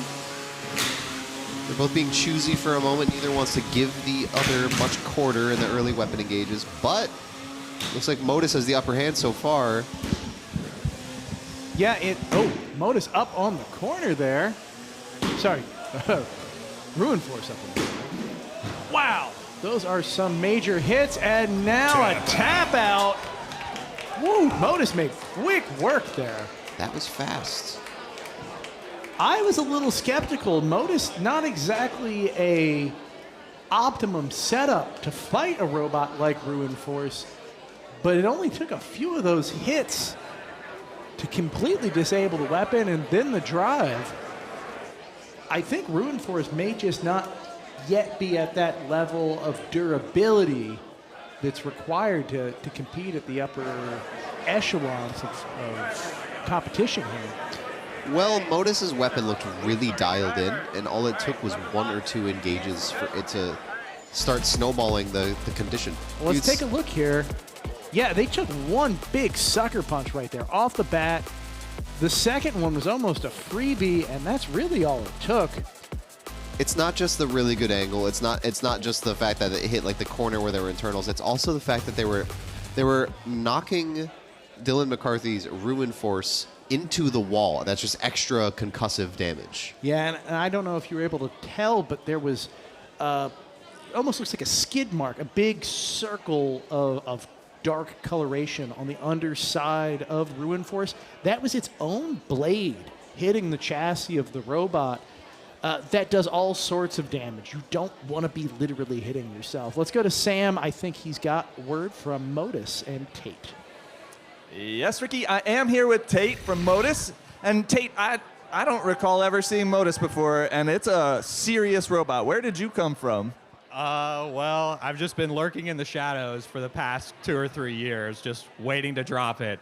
I competed back in 2023 with a different robot, Voodoo, and I've been working on this one ever since. You know, the transition from school to working full-time, it becomes harder and harder to work on these things. So I'm just happy to be here. I'm glad I made it, and I'm just so happy it's doing well. Well, we are happy you've made it as well. A serious robot, heavy hits. Can't wait to see you go further in the bracket. All right, back to y'all. Cool name. Like, really cool name on that robot, too. Dylan is a local hometown here. This was his first 12-pound robot that he ever brought to this event. So congratulations to him for being able to bring RUINFORCE. Also a cool name for a robot, by the way. But yeah, that did not go his way at all. Modus looking strong. Modus looking good, and sometimes it can be deceptive. I mean, RUINFORCE was getting tossed 10 feet plus into the air there. And just imagine you're taking your 12-pound robot, just chuck it across the room 12 feet in the air, see what happens. You know, not to mention that it got hit and did that. You know, like, it get like gently baseball tossed bat 12 across feet the into field. the air. Yeah. Whacked 12 feet in the air. So you can understand why these things start to break when that happens. A lot of force in that, a lot of impact in that, and fans, of course, love every bit of it here at NHRL in Norwalk, Connecticut. We have more 12-pound action coming your way. I love the 12-pound bracket. It is like my favorite division on planet Earth is the NHRL 12-pound. I am biased. I will admit it. It's the best drivers, some of the coolest robots. 2 of my favorite bots coming up next. We've got Grim Ripper 12. This is just such a great kind of old school looking robot, powerful weapon, super well driven. They're going up against a weirdo, man. This bot. Yeah, I think if you look at B.O.A.T, the wheels are about as big as Grim Ripper. Now, this is an interesting fact, is that almost every big wheel we have here in the 12-pound class, and we've got a lot of them, have 16-inch wheels. Yeah. Yeah, and that apparently came from, you know, the Dorflers who build a lot of these big wheel robots, they said online that their wheels are 16 inches in this class, and everyone sort of said, okay, well, I'll go with 16 inches. That seems that's to be how big working they must for you. be. So all wheels, we're going to measure them in Dorflers. One Dorfler is 16 inches. We're going to hand it down to the booth, and they're going to see how these Dorflers do in the arena. Dima, Ricky, what's up? Yeah, we're going to Dorfler it up over here. I just want to take a moment because I haven't heard it called out yet. I love the bright colors of the gear setup. 5, 4. Here. BO.A.T is just two, beautiful. Beautiful Fight. gears. Robots fight. Away we go. Fairly quick spin up from BO.A.T. Grim Ripper slow into the corner. Ooh, That glancing blow, but it took some tread off of BO.A.T. Glancing blow, but with the way a big wheel is shaped, it looked like a leg sweep. Yeah, great way to look at it. This is a boss battle for Grim Ripper. I wanna see that maneuverability continue. They're doing a great job driving around the attack range of BO.A.T. Well, this is a type of robot that the shell of Grim Ripper is really well suited to deflect. Most robots don't have this sort of ramp shape all around their robot. It's just not done all that often anymore. But that gives them an advantage against any attack from any side from BO.A.T. Grim Ripper do be kicking it old school, and BO.A.T is kicking it new school. Ooh, that one bit. You can see the bits of tire, though, coming off of BO.A.T. Yeah, and BO.A.T's weapon is colliding with Grim Ripper, but it looks like it's colliding, not only glancing off of the slope of that metal shell, but it is hitting metal. It doesn't look like it's doing a ton of damage in return. No, I see one good slice to one of the wheels of Grim Ripper, but that is not going to be enough. They're going to have to do better than that. Halfway through this fight, though, it's still anybody's game. Just to this point, it looks like Grim Ripper is mostly ahead. What is that tread, Dima? The tread on BO.A.T. Oh, goodness, look at this. Look at the camber. That's not the angle they started the fight at. This is not a custom car scene. We don't want stance on our big wheels, at least not accidentally. We are only a couple of good hits from those wheels falling off of BO.A.T entirely. We sure are. With a minute left, I want to see. Oh, sort of holding BO.A.T's weapon in place too for a second there. Not only tussling with their drive, tussling with their weapon. Looks like a dominant performance.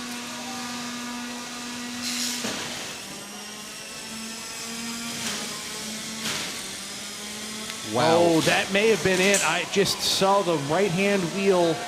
Nope, it's back. It just dived for a moment as we come down the last 30 seconds of this match.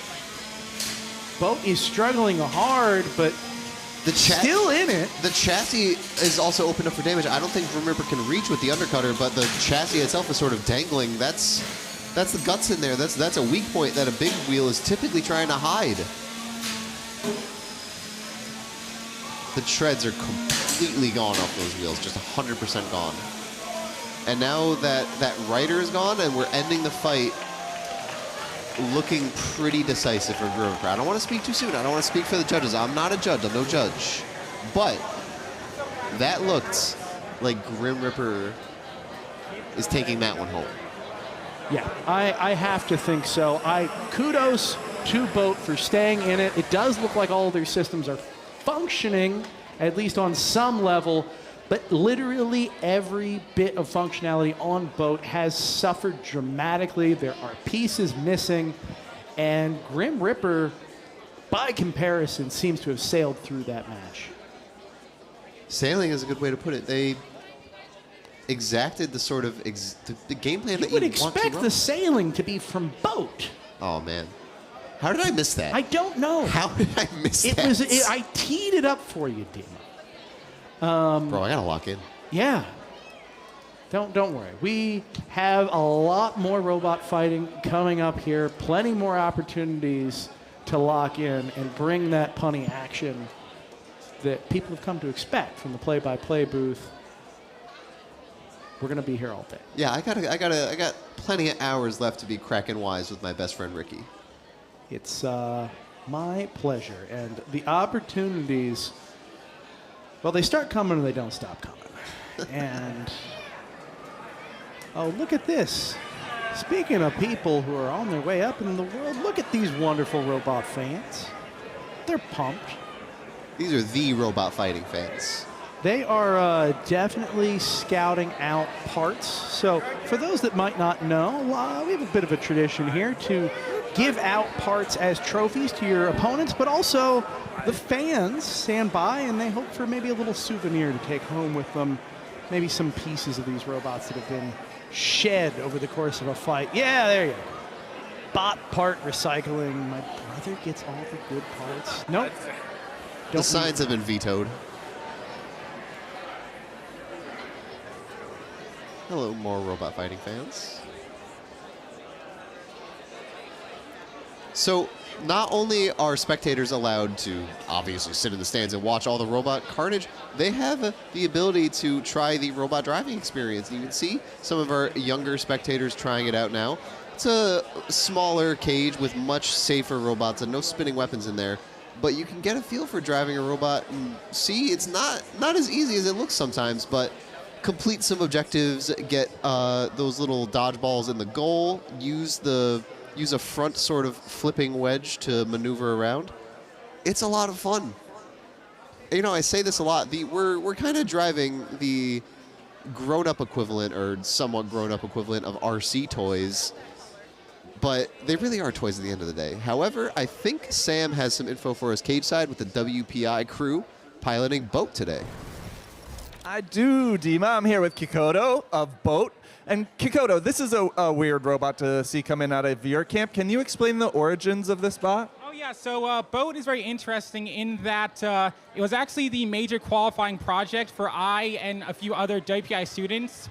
I do want to make it clear that while the robot is not officially associated with the WPI Combat Robotics Club, we got help with so many people there. My friend Josh helped laser cut the carbon fiber. My friend Peter helped with cutting UHMW. I'm getting names wrong. Wait, I got the names wrong. Josh helped cut the UHMW on a router. Peter helped Watershed cut the carbon fiber. Jeffrey printed a bunch of the TPU stuff. And a bunch of the WPI members helped. So while it was not a club robot, it was a club effort. And of course, my other members of the team are Clevy, Azura, and also Benny, who at the last minute printed a new nylon gear so we could compete. And yeah, all my friends, it's been so amazing. As for why the robots like this, basically we kind of just wanted to try something a little bit different. We looked at successful designs. Big wheels seem to do well usually. Maybe not exactly this time around, but we're happy we got the robot into the arena for 2 fights. It worked how we wanted. We tried the best we could. And I drove for the first match. Clevy drove for the second fight, and he did an amazing job. I'm so proud of him. All right, well, thank you so much, Kikoto. I can't wait to see the next iteration of this robot, so keep it up. Thank you. And back to y'all. There we see our robot driving experience. This is so much fun for the kiddos here. You can drive around, play with all these different kit bots that we have in here. Yeah, so when you look in the arena, you watch the open, all those robots, every piece on them is painstakingly designed and in most cases manufactured by the teams driving it. That takes a lot of time and a lot of effort to get together and a lot of people, as you just saw. But if you don't have that many people and that much time, at least not yet, you can buy some of the kit robots we have here, or even just come and test drive them in the lovely driving experience and see what it's like to push these things around the arena with the controller in your hand. Takes a little bit of getting used to, but it's a lot of fun, and you can come down and try it out risk-free here. We have a few different experiences. This one here, there's another one over to the side that you can try out, various different types of robots, and play around with it without having to build it yourself. I like that. Yeah, we were talking about all of the skills you develop in this sport, and one of them is definitely the soft skill of team building and community, and if anybody is good at it in this sport, it's Kikoto Mane. He's amazing. We're going to go to Cage 1. We've got some big robot action for you as we stick here in the 12-pound division. Junkernaut versus Ace of Spades. And our state-of-the-art play-by-play booth is going to call this fight. Thank you, Kyle. I am really excited to see Junkernaut, which I have yet to see fight. Ever, I don't think. It's been at 4 events. I think I've seen it fight, but not commentated one of these fights. So I'm excited to see it strut its stuff. Now's your moment. Away we go. Ace of Spades looking cautious as it approaches. A couple of glancing blows. Oh, a big piece of armor getting ripped off the front of Junkernaut. Oh, I didn't want to see that. Yeah, that was, I believe, oh, even larger piece of armor. Oh, this is making me wince. Oh, no. And the other one about halfway there. All right, we're not out yet. No, these are thin pieces of, there it is. Bro, lock in, that's all ablative. Don't worry about it. Those were basically 4 free hits. No more freebies. And that was not a freebie. That clearly did some damage to Junkernaut. They are still functioning, but not well. That weapon is looking worse for wear. Well, more importantly, they've lost a rear tire on the left-hand side of Junkernaut, and that throws the balance of this entire robot off. The front wheels are, ironically, a little more losable.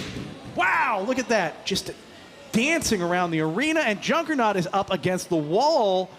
They're gonna need an unstick to get out of this. They've called for it, and Ace of Spades is wasting no time, going in for hit after hit. You can hear the sound. Those are really devastating hits, and they're kind of aimed perfectly. At first, it was the weapon assembly, and then it was the drive side, then it was the chassis. I was excited to see Junkernaut as a sort of front-heavy vertical spinner take on a tombstone-style horizontal like this. It's kind of just proving that the matchup is still not great. Well, it's tough. They came in with that plow assembly, and it just was not the right geometry for a robot like Junkernaut. And so often, it's really about how well that's attached and how integral it is to your chassis, and that just was not the setup Junkernaut came with today. Ace of Spades showing that they have a blank seed, maybe proving that should be changed for the next tournament. They've been putting on a show all day today, and we're clearly not done yet. Now, I believe Ace of Spades has dialed their weapon down. It's certainly spinning less hard. I wouldn't be surprised if that was an intentional move. This match, obviously theirs for the taking, but they do need to stay on the aggression at least somewhat. It's one thing to play it cautious. It's another thing to pull your punches. It's more important to show that you're trying to win a fight than it is to show that you're trying to save some battery. Okay, those wheels are no longer straight.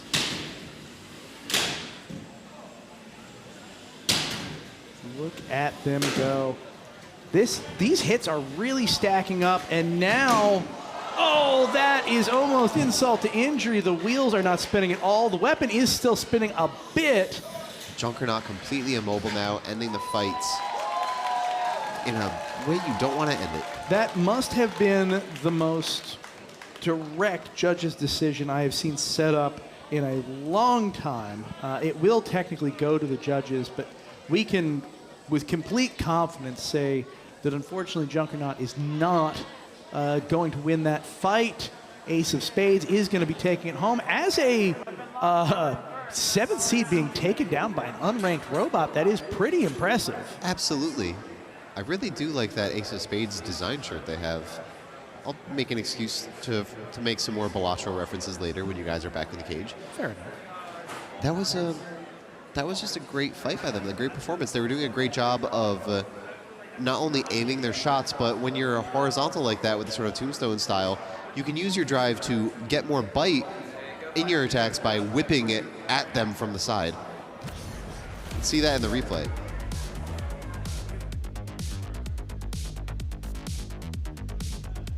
Yeah, those hits where it's sort of it whips the weapon in, as opposed to like driving straight at them with the weapon pointed directly at them, like sort of like classic point and shoot style. It's getting close to them and then whipping the weapon in from the side and getting tons of bite that way. Well, it's so strange because the armor in this case probably made things worse in that it gave such a good bite point for this weapon. And allowed for the wheels to start to take some damage, and the whole chassis to get shaken.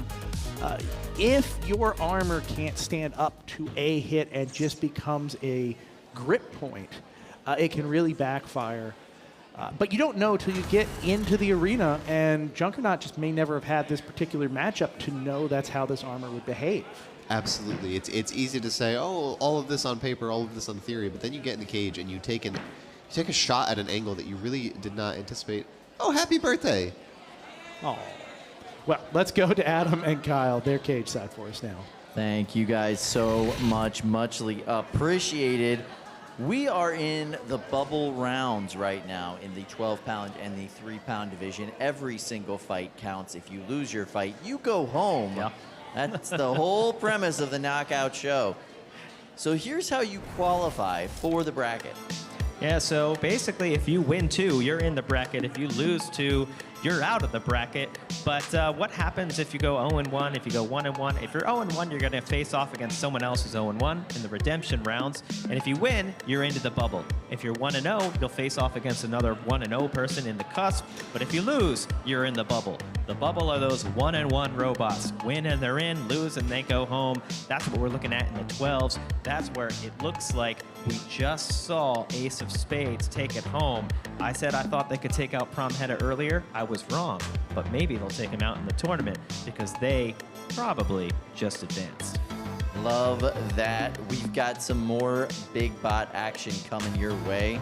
This is the 30-pound bracket, and it's looking devastating. Right up top, Kazaa Eins taking on Waddles from Team WPI. Kazaa Eins, that's a one version of Kazaa. It's not a multi-bot, it's just a singular Kazaa entity, and it has been flaming people today like nothing. The second fight in the 30s is going to be Megatron versus Ares. That could be the grand final later this year at World Champs, and we're going to be privy to it in the first round of the 30s tonight at 7 p.m. here on Prime Time. This version of Megatron is looking devastating, but down below that we have a giant fight, and by that I mean possibly the 2 biggest weapons in the history of the National Havoc Robot League. It's Overlord taking on Gargantuan, huge vertical spinners. We might need to add more armor to the ceiling, the roof of the arena before that fight. And rounding it out is Dead Rise versus maccabot. maccabot has been having a couple issues today, but they have so much power in that robot. 30s are looking just devastating at this event. After last event, I'm so glad to see so many hard hitters in that weight class today. Yeah, everyone has the power for a one-hit knockout, but also everyone in this weight class has tremendous defense. So I think we're going to see some real good back-and-forth battles as we go in. I'm especially looking forward to that Megatron fight. Yeah, that Megatron fight's going to be amazing. The return of Jameson Go, we love to have him at these events. Yeah, it should be insane. The fans are getting ready for that. That's going to be later tonight, 7 p.m. Come back on the NHRL channel for prime time, 7 p.m. Eastern time, where you'll get to see the top 8 of every weight class. We are whittling down the 12s and the 3s to figure out who is going to be in that prime time bracket. And every fight for the rest of this KO show is win or go home. By the way, if you have a chance to come out to the House of Havoc and check out one of our events, it's an amazing thing to bring your families to. We do have hearing protection for free for the kiddos. We also have those headphones that we sell in our gift shop if you want to go check those out. But it's great. We have food trucks, we have games, we have a play area, we have an open bar, well, a full-service bar. Cash bar. But it's an amazing experience for the whole family. And we're here from 10 in the morning till 10 o'clock at night. Every single time we do this event, fights all day long, and amazing action to show off. Yeah, and let's take a look here. We got a clip from our YouTube channel, a little preview of some of the other things you can see on NHRL.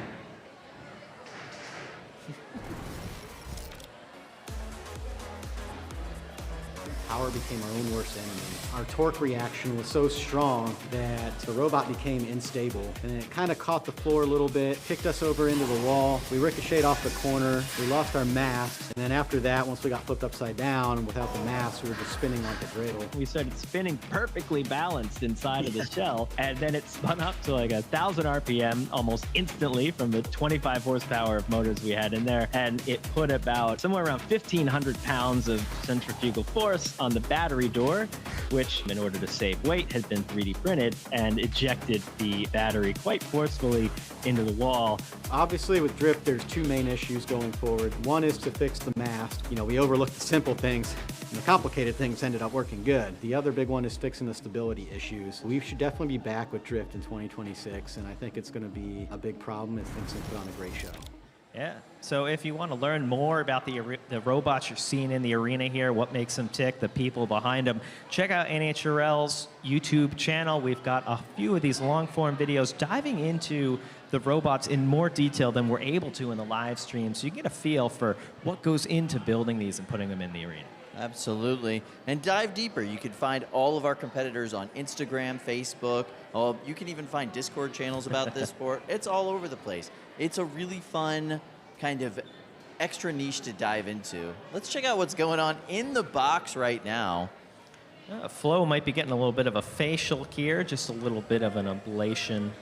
This has been happening all day. They've been coming in and grinding something off of Flo. Yeah, the robots have been getting a little beat up today, Kyle. It seems that everything gets a little bit more powerful as time goes on, and the house robots just seem to be cleaned up a little bit. I'd say this is more to protect the humans working on the sharp edges that build up. But actually, we've got a fight coming up in Cage 2, and that's a little bit more interesting to watch. Let's throw it over to the play-by-play booth. Ricky and Dima, how is it going? It is going great. Division. I am pumped to see this. We've got a really neat. Well, we're not zoomed in on Division at the moment, but there we go. Look at this armor package on the front of Division, combined with a really stunning vertical blade. 3, that's a lot of defense, 2, a lot of offense, 1. all in one Robots package. fight. Heading up against Finished Robot in the blue corner, having a hard time getting out of the arena, or getting out into the arena from the starting square. Now, you can see that armor package I was mentioning on Division V4 is just completely deflecting the blows from the horizontal spinner on Finished Robot. Now Finished Robot, look at this gyroscopic procession. It's like some sort of Segway, except the wheels aren't even touching the ground. The armor on Division is doing such a good job, but all it takes is a little bit of shredding, and all of a sudden Finished Robot might be able to get through it. But let's see if it even gets that opportunity. Its weapon was unspun for so long that it's having a hard time spinning back up and getting an engagement that it even wants. Well, I do have to say, Division is not able to get any good weapon contact of its own here. The defense is working great, but it's coming at the expense of its ability to attack its opponent. Absolutely. Reach and geometry are massive factors in any matchup, but especially when you have Vert versus Undercutter like this. And now the Undercutter is becoming an Overcutter, so we might see a weapon-to-weapon here. Yeah, it's very possible. I could see that happening at any point. But look at this geometry issue, too. Division almost needs a wheelie bar in the back. Oh, it's beheaded! Finished Robot is suddenly very much unfinished. And now smoke billowing out of it. Yeah, the remnants of that motor and then the motor controller attached to it decided to incinerate themselves. Division doing a little dance. That's what we expected to see here. Just struggle and struggle and struggle to engage, and then suddenly that big hit. That big hit completely disintegrating the weapon assembly on Finished Robot. The weapon blade and half of the weapon motor ejecting themselves. Finished Robot indeed, if you know what I mean. Yeah. Finished. And that was the play-in for the bracket, so unfortunately that is the last we'll be seeing of Finished Robot today, and Division moves on to bracket. Yeah, that is, look at that damage. It is just cleaved from the base of that robot, and you can see how much weight was in that weapon assembly. That robot must be 50% weapon. Let's go to the replay. Maybe we can get some footage of these hits that led up to it. No, we're going straight to the big one. That weapon blade sent skyward, roof shot it immediately. really, really incredible amount of energy, and then the smoke, then the fire.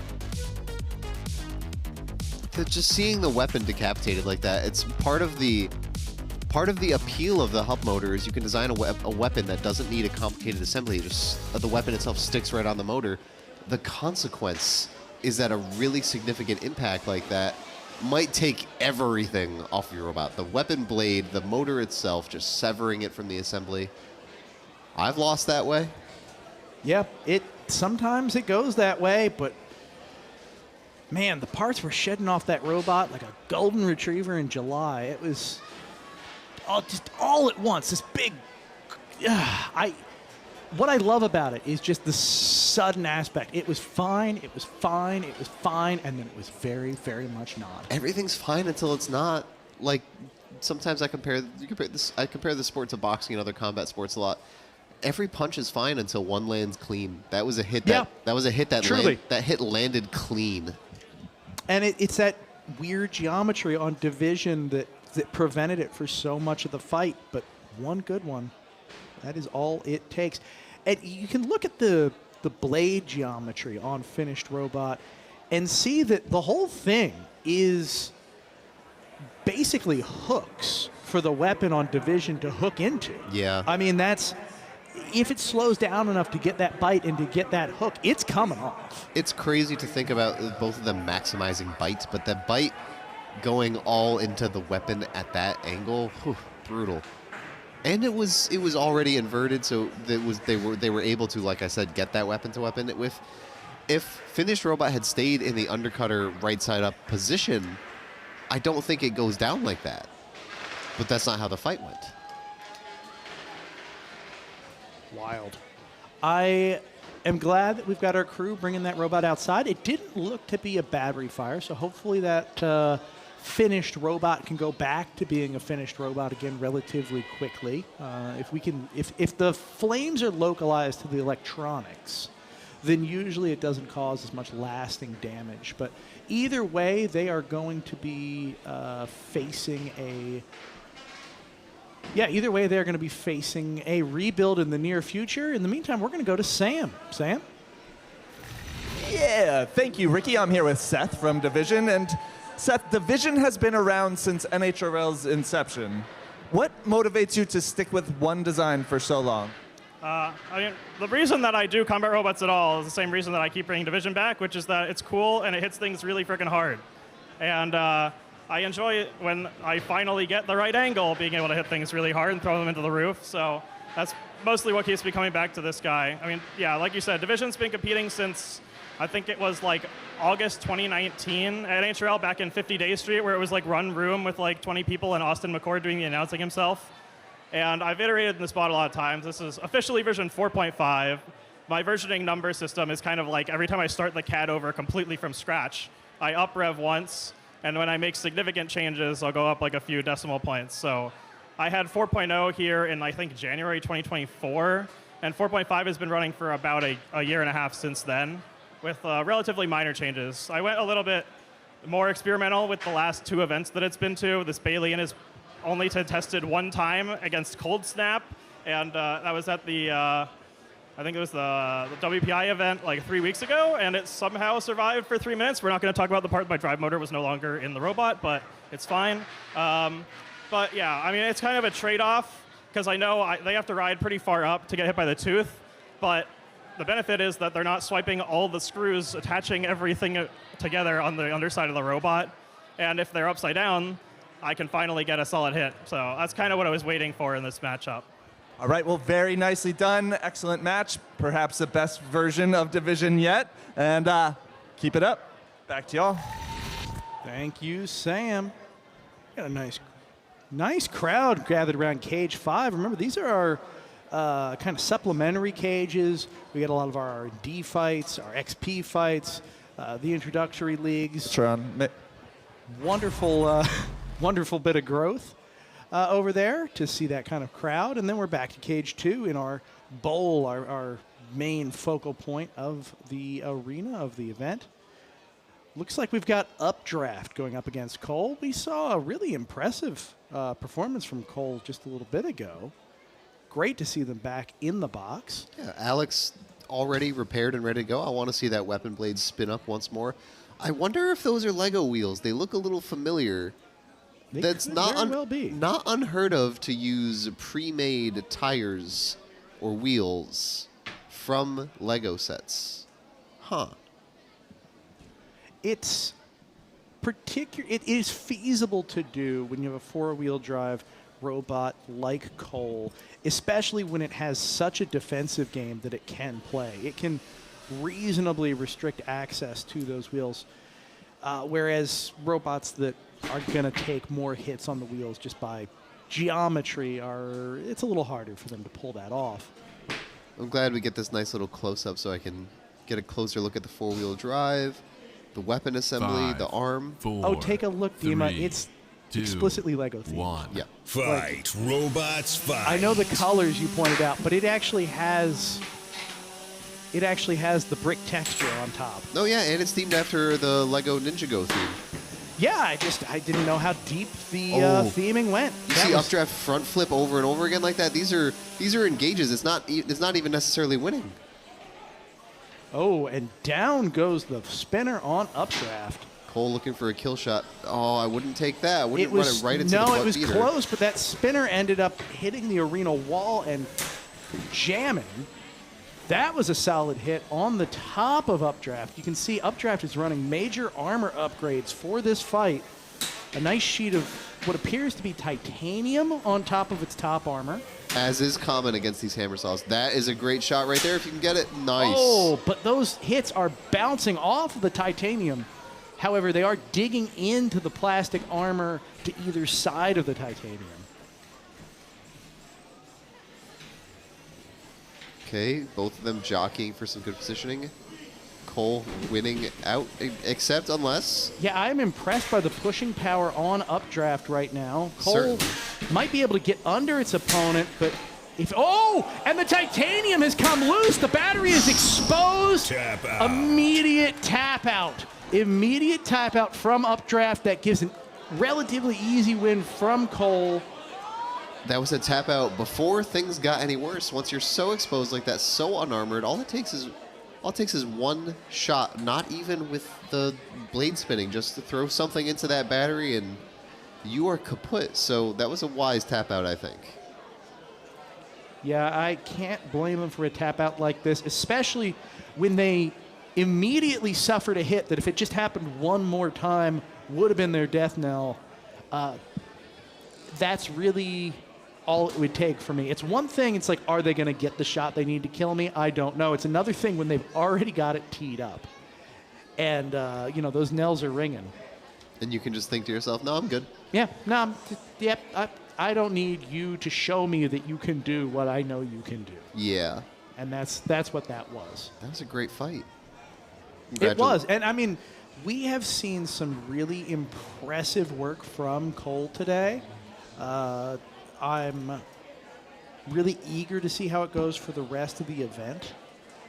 It's had these lineups that are, I don't know, they feel like fortunate luck combined with skill. And I want to know what happens when they go up against an opponent that really isn't their cup of tea. Then what happens? Yeah, it's easy to be like, I'm going to the cage, I'm going to do my thing, and then you get hit with a really bad matchup or a robot that stops you from doing your thing. Right. What is that going to look like? Anubis was not that robot. Anubis was set up so that if they drove well, they had a very clear path to victory. That might not be the case with, I don't know who they're up against next, but there are other robots where that simply will not be the case, and we'll have to see what happens when those matchups come down the line. I think we've got Sam to go to, cage side. No, let's see here. We've got a few more fights left. Let's go back to Kyle and Adam, and they're going to take us into the next fights. Yeah, thank you so much, fellas. So we're having a bit of a debate up here. We've got an MIT alum and an MIT team coming up at 7:05, a fight that we're both really looking forward to. It's going to be Megatron, Jameson Go, taking on Ryan Duarte and Ares. It's two incredibly hard-hitting robots with a storied past in the 30-pound division. And Adam, who do you think's going to win that fight? Well, Kyle, I think you should go first. I mean, that's the order here. Fair enough. So I 1,000% think that Ryan Duarte has a chip on his shoulder and something to prove today. And Ares has every reason to win that fight. They're going to get the ground game on JMO, and they're going to take this one all the way home. Okay, well, you know, I'm just going to base this on what I saw today. And what I saw today was Ares is struggling. You know, that they lost the ground game earlier against Kazaa 1. And if anyone's got the best ground game in the game, it's Megatron, who showed it in their fight. So I think I'm going to have to flip it. I'm going Megatron because I think Megatron wins the ground game, keeps that energy going from earlier today, and I'm going to call it here. I think they roll all the way to a golden dumpster. Yeah, you know, you could be right. All right, let's go cage side with Sam and see what he thinks. Yeah, thanks, y'all. I am with Adam on this one. I've fought Megatron before, and he hits incredibly hard in all sorts of weird spots on your robot. There is no part of Ares that is safe from JMO and Megatron. So that's my pick. Well, fair enough. Listen, it's hard to reach anywhere past that weapon. That's why I think it's going to be him. But right now, we're going to go to cage 2. And our friends in the play-by-play booth are going to call that action. Thank you both. That is a really interesting looking robot in quite a few ways. Juxtaposition. I'm kind of like staring just at the like Art Deco geometry forks, the wedge, the arm. Yeah, it's got a real vibe to it. Juxtaposition is just an unusual shape for a robot. There's no getting around that. But on the other side, we have Wheelie Big Dealie, which I cannot say in a normal voice. It just seems like it begs to be pronounced in some sort of playful sing-song type tone. No, yeah, it begs for an accent of some kind. Exactly. I kind of... Oh, you know, it is March. I feel like a leprechaun kind of style accent. I'm not the right person to do that, but... I'm Irish, but I know I can't pull it off, so I'm not even going to try. They have a Canada sticker on top of the robot. There's a little bit of internal debate about the fact that a Canadian has never won a dumpster. We could fix that today. Fight, robots, fight. Away we go. That wedge, ooh. Juxtaposition is huge once you see it moving. It's a lot more clear, the size difference. Yeah, it is a really stunning difference in approach. That plow looks really strong against Wheelie Big Dealie, but it looks like Wheelie Big Dealie might be able to ride on it a little bit. Now, this is interesting because you do need to... You cannot add a plow to a robot that inhibits your ability to use your weapon. Now, that means in practice that Juxtaposition really needs to go out of their way to show that they can still attack, because this weapon is now back in the chassis of the robot.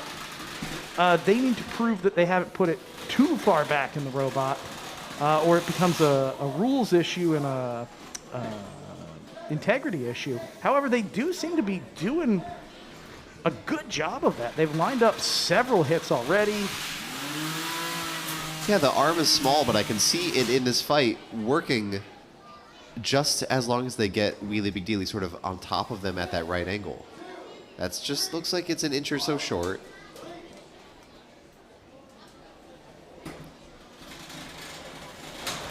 Right there, looks like they're able to clank it on the weapon just a little bit, just a little bit.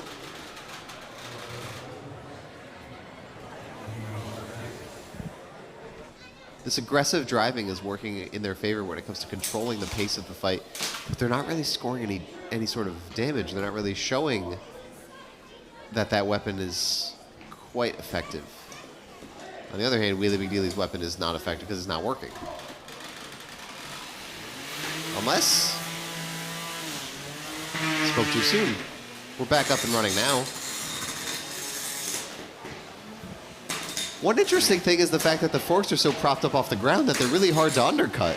Yeah, like there's a tough. hole there. There's a gap. There's a gap you have to mind. However, those wheels do look juicy if Wheelie Big Dealie's able to drive around it, but Juxtaposition is doing such a great job of using using all of its size to control this fight. Still doing it. That's the full pin, and they're able to release. Able to release Wheelie Big Dealie from the pin.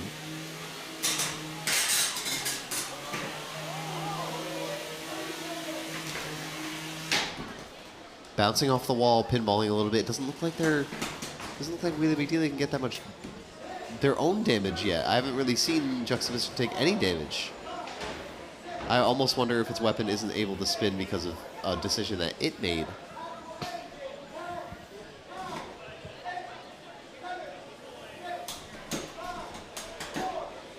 They are using this Kokoto. to their advantage. Look at that.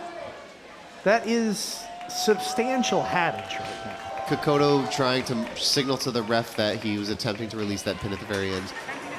Yeah, they are actually locked together at this point. This is where you would have an unstick, traditionally. Kokoto is known for making crazy robots, unorthodox robots. For sure. Power of Friendship, a drill-style robot. We never see drills. It was a multi-bot before multi-bots were popular. Kill It With Fire, a sort of overhead, funny weapon assembly flamethrower. It had a sort of tiny torch that ran off of a butane lighter.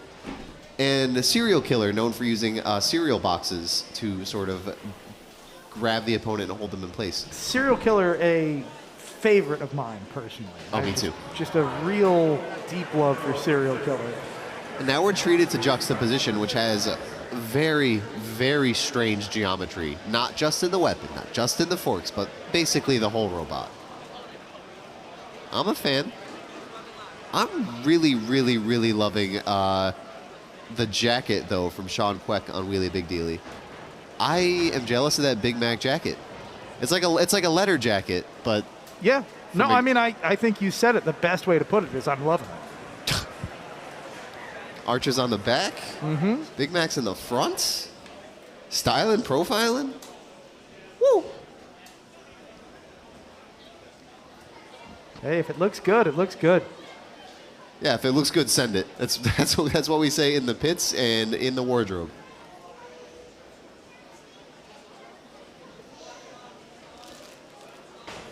Some weapon lock action, getting ready for the loadout.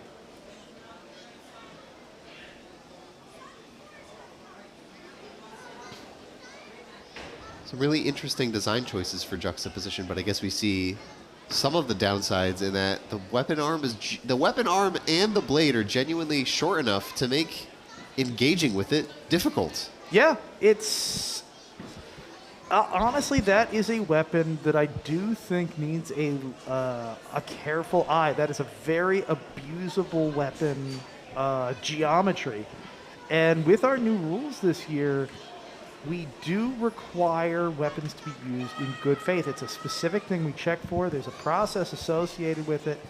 And so, of course, Kokoto is one of our most integrity-filled competitors here. He's doing everything in good faith.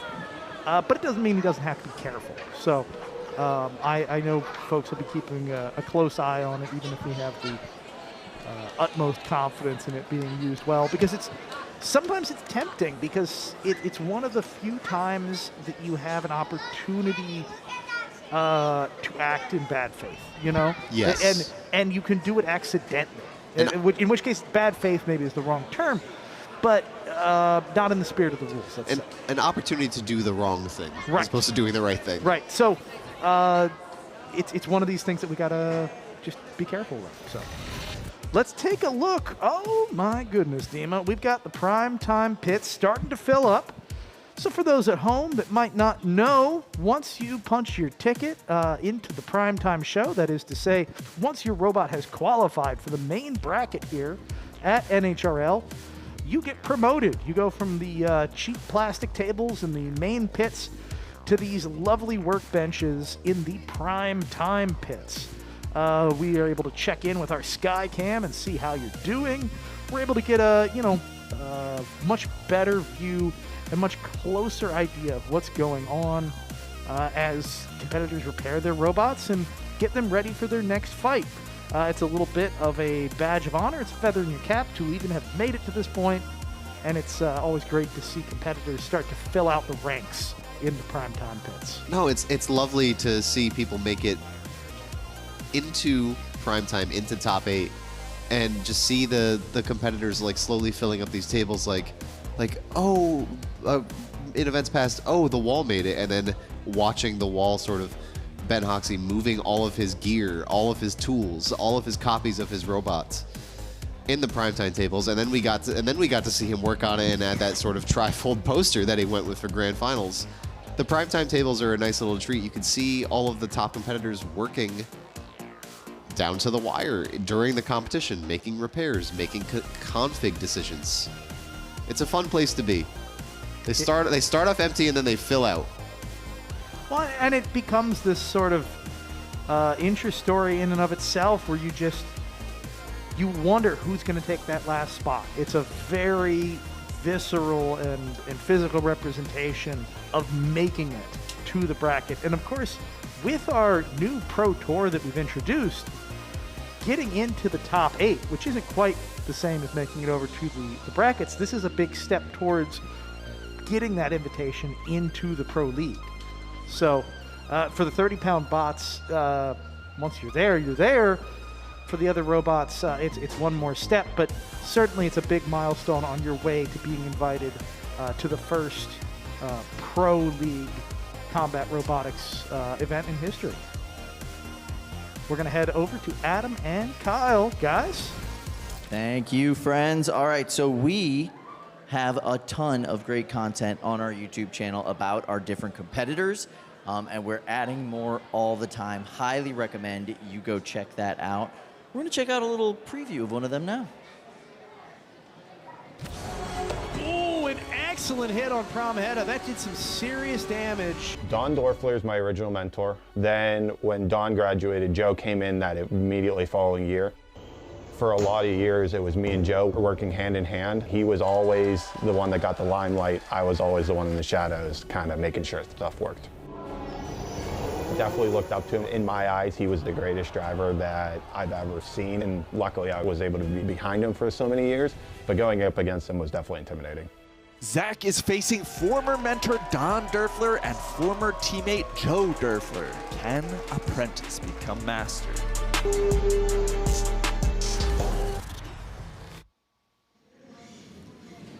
All right, Cage 1. Getting another treat seeing old school Grim Reaper again versus Tartarus. Depending on your understanding of ancient Greek, its language and its mythology, you might say Tartarus. I'm just going to consider that it's a dinosaur made up of nasty tooth buildup. Okay. That's my headcanon for this robot. Tartarus Rex. Mm-hmm. I get it. I get it. Yeah, I mean, they got some big chompers. You know that those teeny little arms aren't going to reach a toothbrush up there. They have one really big chomper. One really big chomper. Yep, that's fair. That's fair. 5, 4. Only one left. 3, All that tartar. 2, 1. Fight. Away Robots we fight. go. Tartarus, another Carnegie Mellon robot out of LA. Look at the cloud around Grim Reaper as it blows the arena debris out of the way. Oh, it's beautiful. It's beautiful every time. Oh, interesting approach from Grim Reaper, leading in with the back of the robot. Such a beautiful discordant hum from both of these weapons spinning up. Yeah, it would almost be unnerving if they were in tune with one another. Tartarus not looking super maneuverable. Moving now, but slow and with gyro when spun up that high. Oh, that was an immense hit. Big hit, Grim big Reaper engage. goes flying and the cage goes silent. Will either of these robots be able to spin up again? That remains to be seen. That was so much energy in that exchange, especially in the 12-pound class. One of the biggest hits we've had today. Absolutely, and maybe neither weapon spins up from this point. I'm not sure. I would love to see either of them spin up from this point or be able to unseat something loose if it's due to the weapon assembly being gunked up. But no, I think both are shot for the next minute and 40 of this fight. That is a rough blow. I hear some really interesting electronic sounds from inside the arena right now. The motors are trying to start. Interesting is a nice way to put it. Yeah, those are sad motor sounds, but they are motor sounds. You know, it's in some ways it's better to be, groaning in agony than it is to just be dead. In fact, in most ways, it's better. So, I completely agree. Just my 2 cents. Mm-hmm. Well, those motor controllers cost a lot more than 2 cents, unfortunately. So I think it's even more important that they try their best to come back to life. I don't know that we're going to see that. This does seem like a pushing match, and of course, given the geometries of these robots, Tartarus is, on paper, better suited to win a pushing match. Such beautiful sort of death rattling coming from what I assume is Grim Reaper. That noise that you hear, that metal noise. It does appear to be Grim Reaper just based on when it starts and stops. Tartarus is far more silent in its resignation.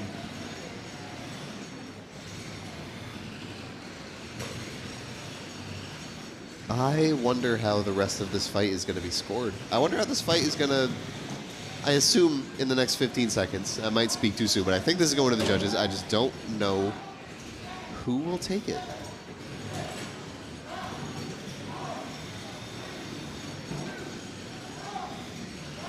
And that's the fight. That is it. A bit of happiness here, Zach. That's okay. Happy no matter how that fight went. I mean, to be fair, you've gotten to this point at NHRL. This is the most competitive place that you can bring combat robotics in 2026, or at this point, really anywhere ever. And to get into this level of the competition, you've won several fights against some of the best folks. Regardless what happens in the cage, I can see why you'd be smiling.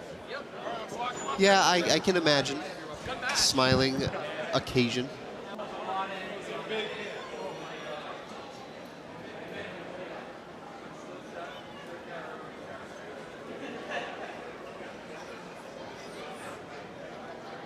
Loadout procedures, as is standard protocol, but we have some replays. I think we're going to see, hopefully, that really, really, really big hit you mentioned. Yeah, the biggest hit of the day, perhaps. I fully believe that. Tons of sparks. Grim Reaper goes flying. And that was basically the deciding factor of the fight. The weapons, both of them were down from that point on.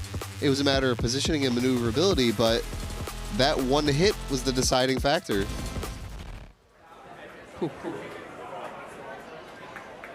Adam and Kyle, what do you have to say? I think that hit hurt my bones.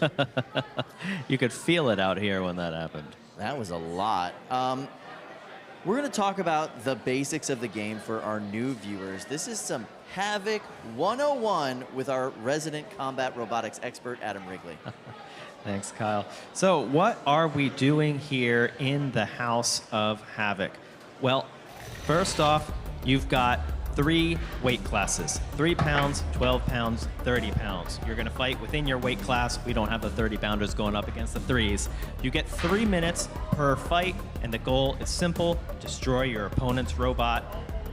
The fight will either end, if you successfully do that, via a tap out or a knockout. Tap out being the competitor says, I don't want any more of this, please stop. A knockout is they keep trying, but the referee says, you're not moving, game over.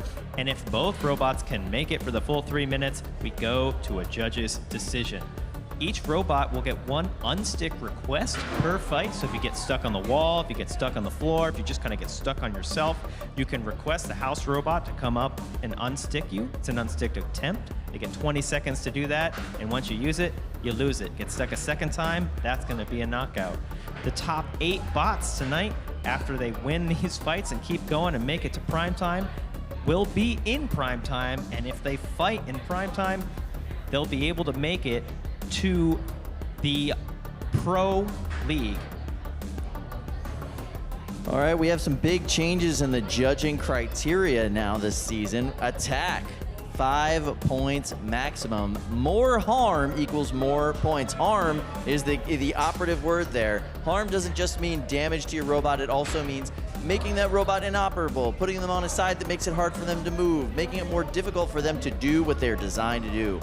At the end of the match, we're looking at the condition, which is 6 points, Matt. Less damage equals more points. The better condition your robot is in, the better you will do in this category. And the highest score of 2 judges wins the fight. We're going to throw it over to the booth. Dima, Ricky, what do you got for us in Cage 1? We got some big bot action for you. Dima, you excited? I'm excited. I'm excited for every robot in the arena today. 5. Oh, that's like just like saying you love all your children equal. 2, 1. Yeah, it's kind of a cop-out. Away we go. Modus and Retaliator. Retaliator. Wow, Oh. look at that destruction. The entire left-hand side of Retaliator has been sheared off. A hot knife through butter, ripping apart Retaliator. The winner of this robot fight gets into prime time, and I think Modus is secured their spot. Retaliator looking dead in the water. It's rare that you see such carnage like that, where not only this... And another huge hit. Pieces are going flying. Wires are strewn. If Retaliator's a stick of butter, Modus is a red-hot samurai sword. Ridiculous. The side came off, the guts were spilled out, and they still didn't tap out. So Now Modus... look, the weapon on Modus has completely exploded. That's how much energy was in that exchange. It ripped apart its own weapon. Bro, you didn't have to go that hard, I don't think. Yeah. Modus? You can see the guts, but Retaliator's still driving. They're alive. I mean, this is your last life. Might as well fight to the end. Considering Modus doesn't have a weapon, if Retaliator can continue showing motion. Yeah, it's anything could happen. Imagine this robot winning with its guts strewn across the arena. Honestly, I'm just saying to myself, what if Retaliator wins? What if Retaliator wins? I don't think it's going to win from this point, but... We talked earlier about why sometimes you want to stay in it no matter what. Is this going to be one of those moments that proves the value of that adage? Yeah, this is... okay. What? Dima! Modus is not moving! Modus instantly called for their own unstick. Please jostle me, please. Okay, motion. And they are unstuck, but it's so close. One more move like that, and it's... I think we are going to stare each other down for the next minute. Yeah, if I'm Modus, I am terrified. It might not be the right strategic move to be terrified, but that was the skin of its teeth. This is Modus's match to lose, so to speak. Yeah, that was wild. Now, Retaliator is starting to slow down. It's not moving at all. Okay, here might be the KO count. Yeah, this... Wow. Okay. This will be a knockout in the favor of Modus. Talk about operandi. Some incredible heart from Retaliator. So that's a one-legged puppy trying its best. Oh, don't say that. Don't make me get sad. Not giving up till the end. I'm happy at NHRL. Don't make me He sad. can make it on its own, Dima. Homestar runner? Modus's driver screaming, at what cost? Almost paying the ultimate price and bringing home a win from the, I would say the brink of defeat, but the brink of humiliation. To shred your opponent that heavily and then to die in the middle of the arena. I talk about there being no shame in the arena. Anything can happen, but I would have a hard time walking away from that without some misgivings. Misgivings is a great way to put it. I like that word a little better than regrets. A little heavy. Let's go into this replay. I think we're going to cut right to the chase where this really got dramatic. solid start. And then inverted, and that's the shredder hit. That motor, the whole motor assembly that drove the left wheel on Retaliator. Thank you. My mind is blown. I can't keep track of these names. Yeah, it's really hard to not just be staring at that kind of carnage. It's rare that you see the entire motor assembly and a punk of the chassis all come off at the same time. That was crazy. That was like watching an anime and just watching a character just like rip another character in half. It's such a oddball construction technique too. It's these chunks of printed plastic that are all kind of individually attached to the robot chassis. You don't see it very often. Maybe there's a reason for that, Dima. Let's go to Sam. He's got some info for us. Yeah, thank you, Ricky. I'm here with Tate from Modus. And Tate, what were you thinking? Well, it blowed up. So I think the weapon blade's a little too hard, but I came here to put on a show. You know, I'm not trying to be boring. I'm gonna fight to the last second, and if I blow up, I blow up. Well, that fight was not boring. Even after both weapons were down, that was pretty little edge of the seat sort of moment there when you had to use your unstick. But do you have another beater? I do. It is also cracked. And my next fight, I think, is Promheta. All right, well, here's hoping for the best. Maybe you can glue this back together. Good luck going forward, and back to y'all. Wow, that was crazy. Evidence that anything can happen in the box. Modus was so close to losing that at the end there. Yeah. And that big hit, it looked like it was going to be the killer blow, exploded their own weapon. Yeah, that's why you never give up. You know, I always say, if you can, keep going. If you've got spares or if you just don't care, don't hit that tap out button because you never know what's going to happen. It didn't quite work out there. You know, the favorite kind of won in the end, but boy, did that end up getting closer than I think anyone thought after half the robot got blown off. I have a friend who recently just started watching this sport, and they asked me, why does anybody tap out? It's not like they're getting hurt. Yeah. And I had to explain to him, there's a lot of reasons. You might want to be saving your parts for the later part of the event. You might not want to waste the $400 in equipment that's inside of that machine. Wait, the other people only spend $400? Okay, first of all, look at this lovely piece of art these children have. This is some fan art if I've ever seen Is this the start of Brett heads? Or are we just going to get, you know, like... Brett heads. I love it. This is so nice, guys. The lighting is phenomenal. You did a great job on this. It looks so good. Look at that shine. They're fighting over who gets to wear it. I love it. All right, we're in cage 1 now for some more big bot action. Oh. It's going to be a good one, too. I'm getting a word here that we're going to get to call this one, Kyle. Nice. All right, so we've got Ace of Spades taking on Grandeur, one of the many big-wheeled robots that we have at this event. Grandeur, one of the robots in this weight class. Their wheels are one Dorfler in size. That's 16 inches on the Dorfler scale, 1.0 Dorfler diameter wheels. On the other side, we've got Ace of Spades. This has been one of my favorite new robots all day. They've been packing such a punch. They look so aggressive. They tore up a big wheel in their last fight. Can they do it again here against Grandeur? We'll see. I think there's a lot that could happen. Ace of Spades, by the way, shout out to Rolla, Missouri. They came all the way out here from Rolla to show off their skills today. I love to have a Midwest contingent out here. This team's been fighting out in Rolla for like 6 years now. They're bringing their skills to NHRL, and I love it. They're doing a power cycle here. Let's hope that gets it going again. New robot, new bugs can happen. So far today, their only loss has been against Promheta. Of course, a terror in this weight class.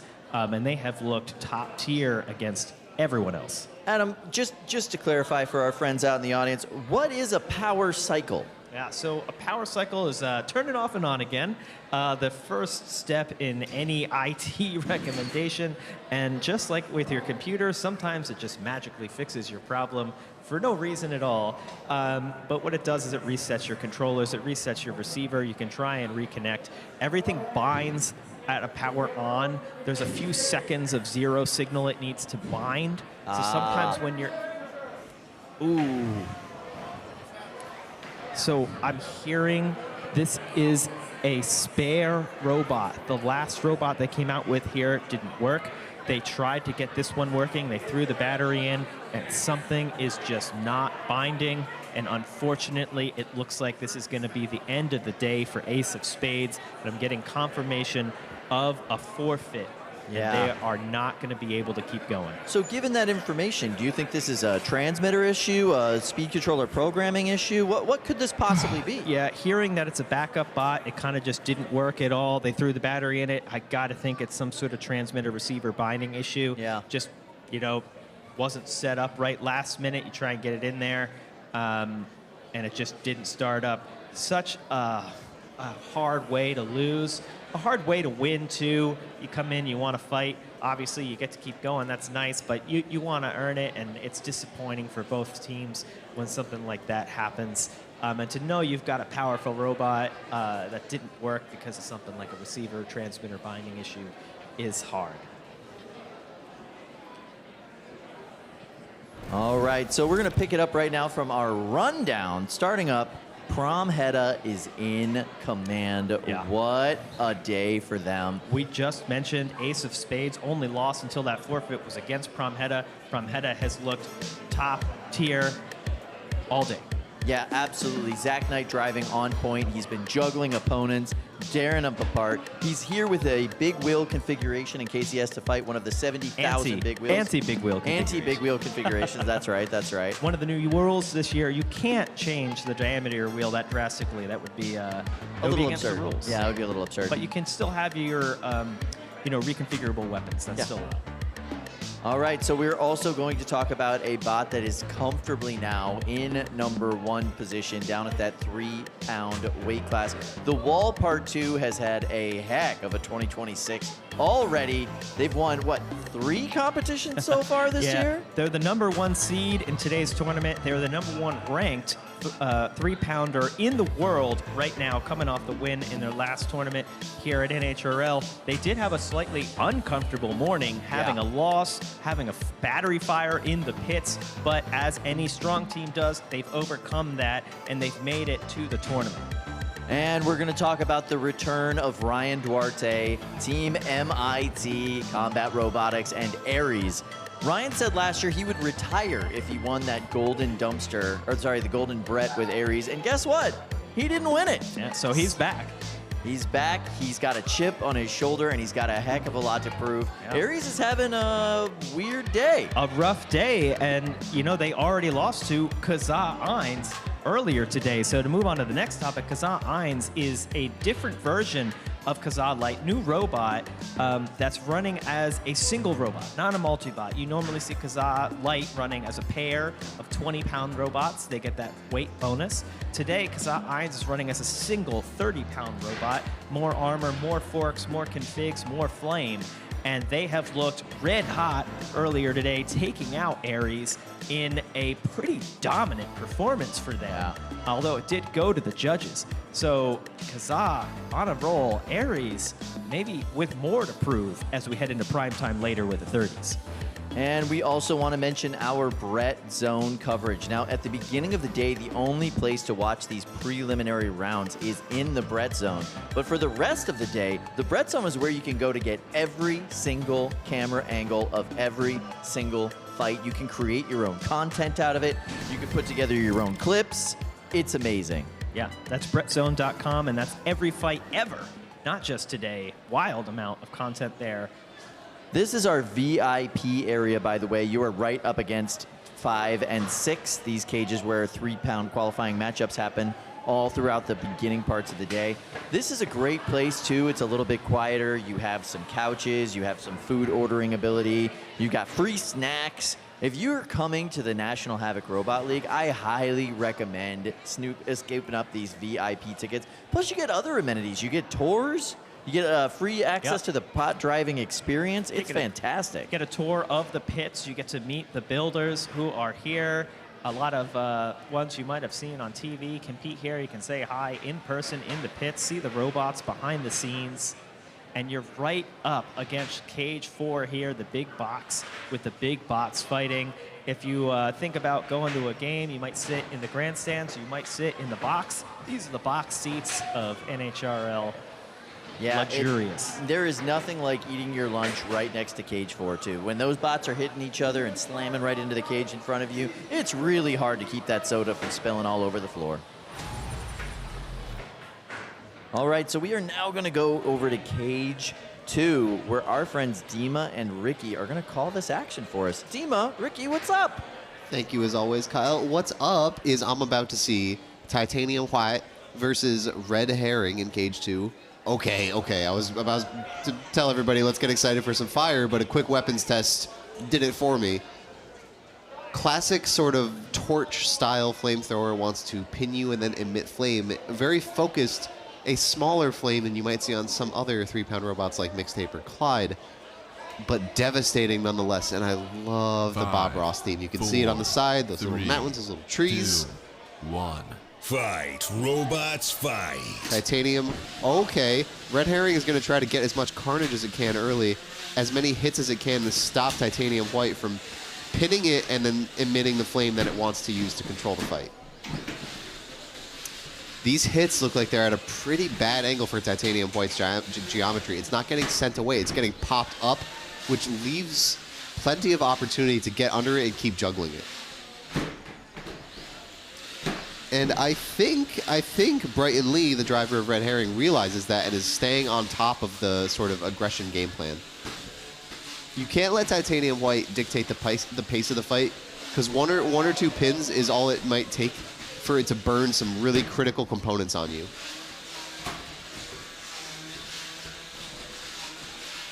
Okay, we're jockeying for position. It doesn't, like, Titanium Hwhite really wants to get a pin, but it doesn't look like it doesn't look like when they lock horns it can really win the pushing war.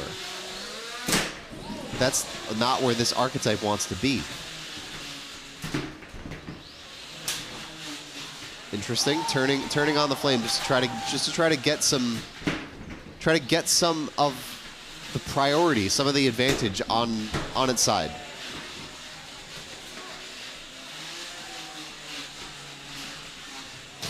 Flame is on, but Red Herring is doing a great job staying away from it. Okay, stuck. This is a perfect opportunity now that they're stuck on the kick plate. They call for an unstick, but Titanium Hwhite does have free reign on a drive side for just a moment. Let's see if it is as effective as they hope it is. Is the unstick complete? We're seeing movement. Things are moving, but I don't know. Yeah, the unstick is still not complete. They're not right side up. Housebot's still trying its best to help. Titanium Hwhite now pushing to the wall. Is the flame on or is it broken?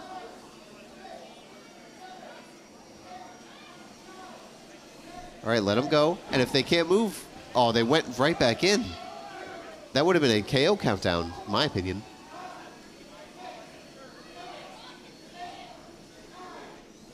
Okay, release the pin. I would just, yeah, let him just sit there. Maybe burn him if you feel like it, but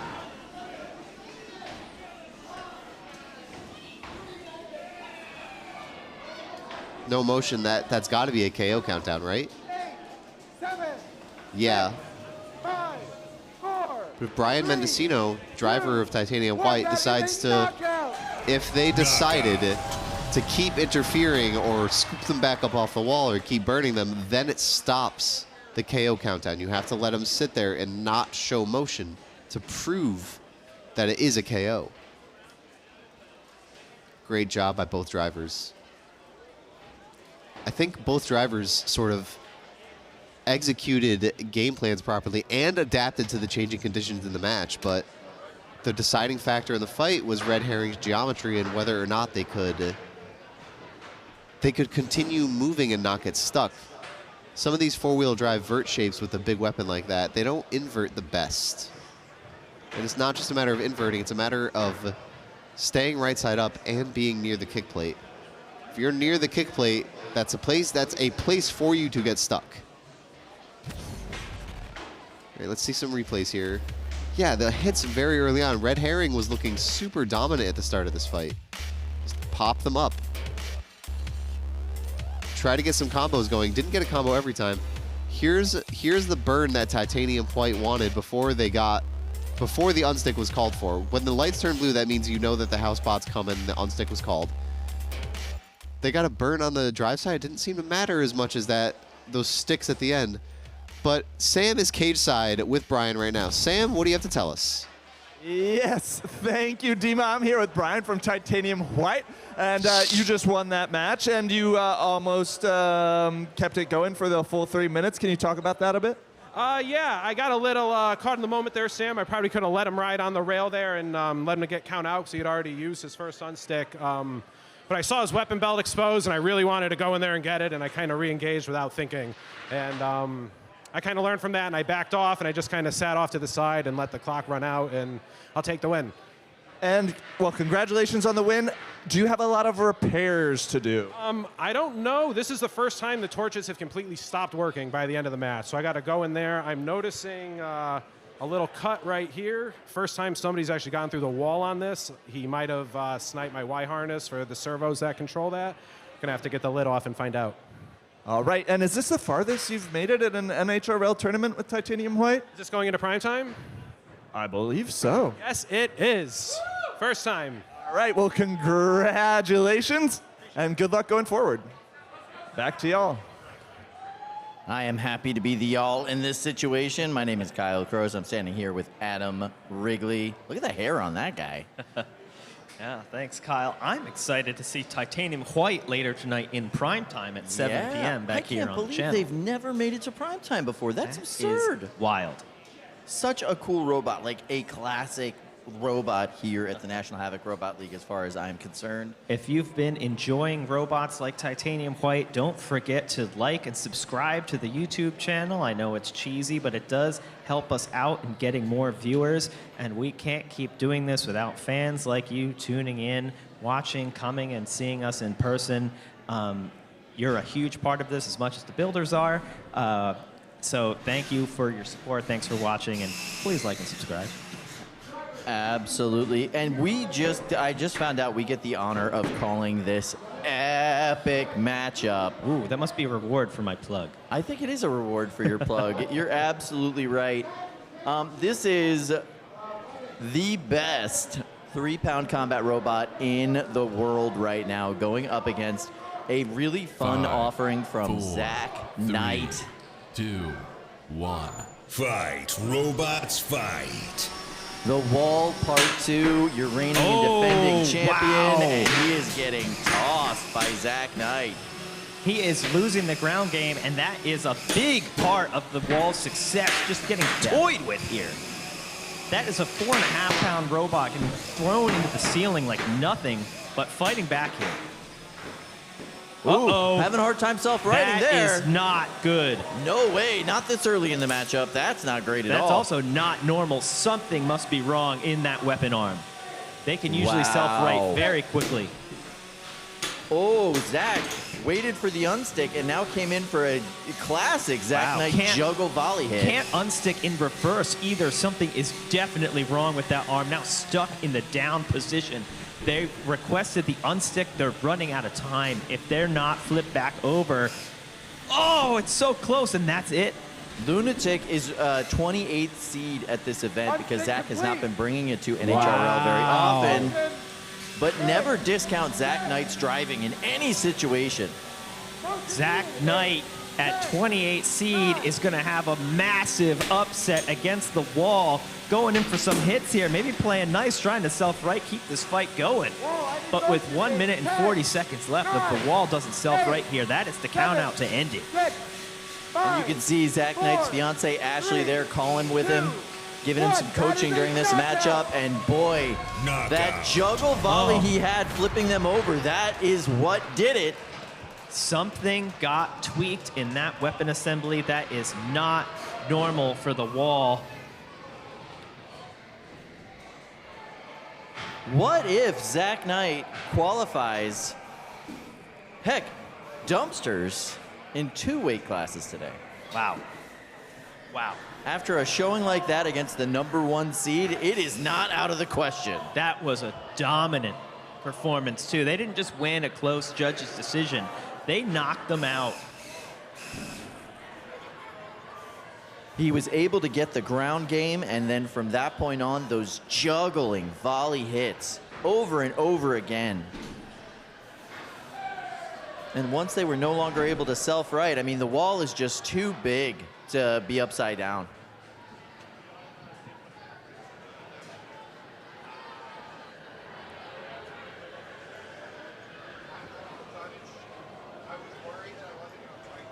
Ben Hoxie looking super disappointed. You got to be disappointed. I mean, heavy is the head that wears the crown. You come in ranked highly, and you're expected to perform, and if you can't, is hard to do. Team Defective here coming in with the huge upset. Let's take a look at these replays and see how this happened. Yeah, the ground game goes the way of Lunatic. Most of these shots, right? Yeah, and then you can see they're just stuck after that juggle early. Lunatic did send themselves into the air after they lost one of the engagements, but the wall could do nothing after they were upside down. I don't know if it was the combination of the forks and the arm, but it certainly seemed like that arm was lacking torque. Something got tweaked in that juggle. Yeah. All right, let's go cage side with Sam Hansen. Sam, what do you got for us? I've got Ben from the wall and what's left of the wall. And Ben, what happened in that match? So my upright is held in by a couple screws in the bottom, and they decided they didn't want to be there anymore. So I lost one side, basically, so it popped up and had no torque. The gear wasn't engaging, so I couldn't flip myself over. Everything still works, but I'll be back for Pro League. Excellent. Well, we are excited to have you back for that in May. And good run. 3 tournaments in a row, still nothing to sneeze at. So we'll see you in May. All right. May 16th for the Pro Tour will be quite the day, and I am getting an update here. Unfortunately, Titanium White has not made prime time yet. There is one more fight for them to win to make prime time, so they're in the top 16, but they got to make the top 8. I'm gonna go ahead and ask you, what's unfortunate about one more Titanium White fight? Well, I just want them guaranteed in prime time, Kyle. I want them to be there.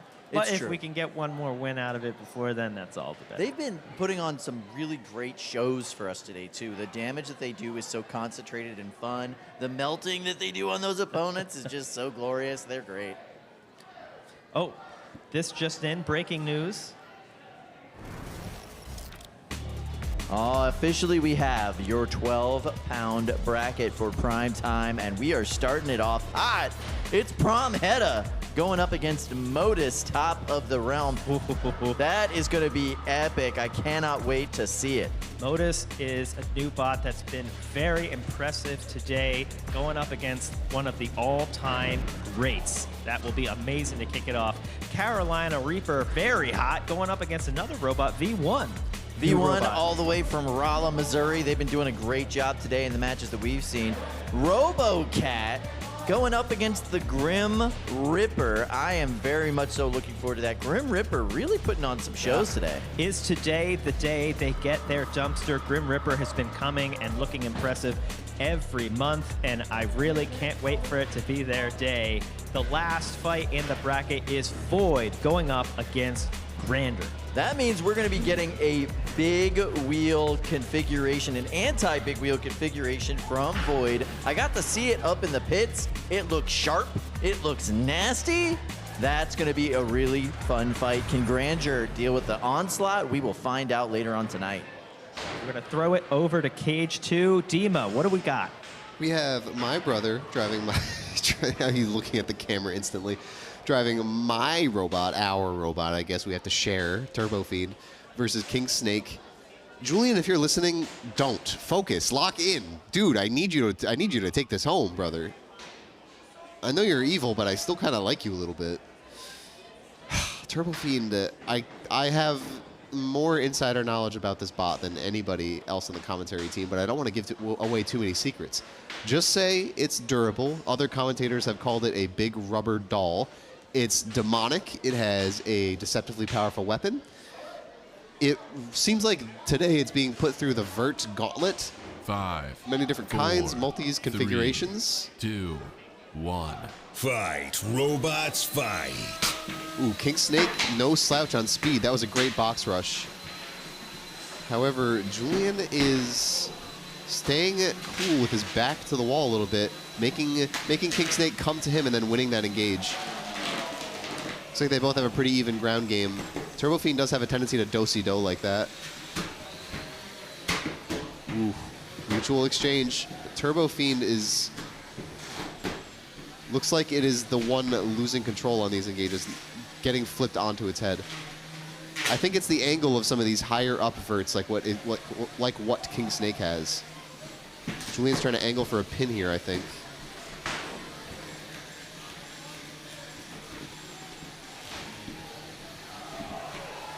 This looks like a geometry matchup more than anything.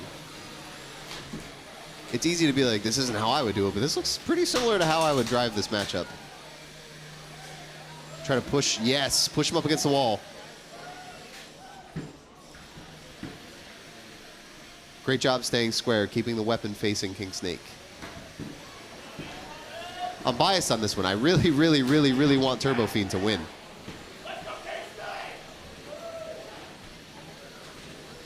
Crowd chanting for King Snake. Can we give it up for TurboFIEND? Woo!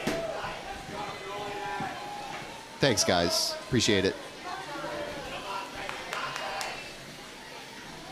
Get some old school Karate Kid trash talk. Put him in a body bag. Put him in a lipo bucket. Put him in a sand bucket.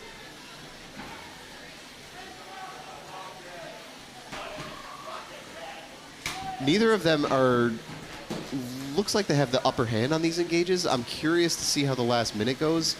The last minute of a fight like this tends to be like a make something happen moment. I wonder what speed these weapon blades are spinning at if they choose to spin up or down.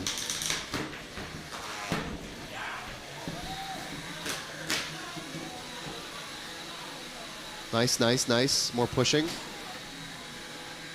More grinding. Grinding on the side. Yes, using the weapon.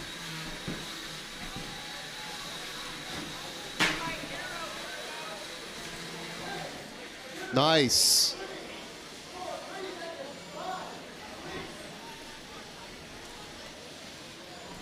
Right, that weapon looks locked up. Not a good sign. That's a great place to put the enemy. Get him stuck. Let him go, let him go. Let him stay stuck. Yep, yep. Looks like the geometry is making, in certain angles, making TurboFIEND ride up on King Snake's forks.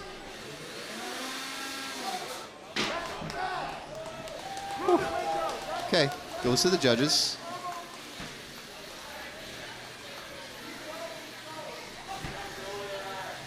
Let's go, Julian. I couldn't agree more with the crowd. Prove it period. Let's see what these robots have. Strut their stuff for the judges. So they both have maneuverable drive. Weapon, I don't know. Weapon, I don't know.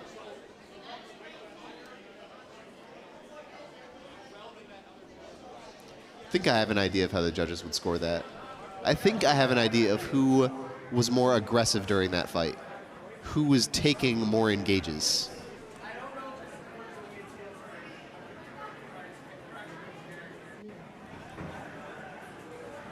Thankful to be able to call that one alone. Loadout procedures. I love TurboFIEND's weapon lock. I love that little guy. That's my dog in there. That's my brother piloting him, but that's my dog in the cage. That's my dog right there.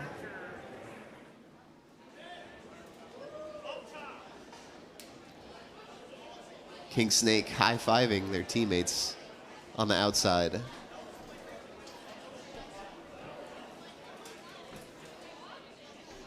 Sam, you're cage side with my big brother. What do you both have to say?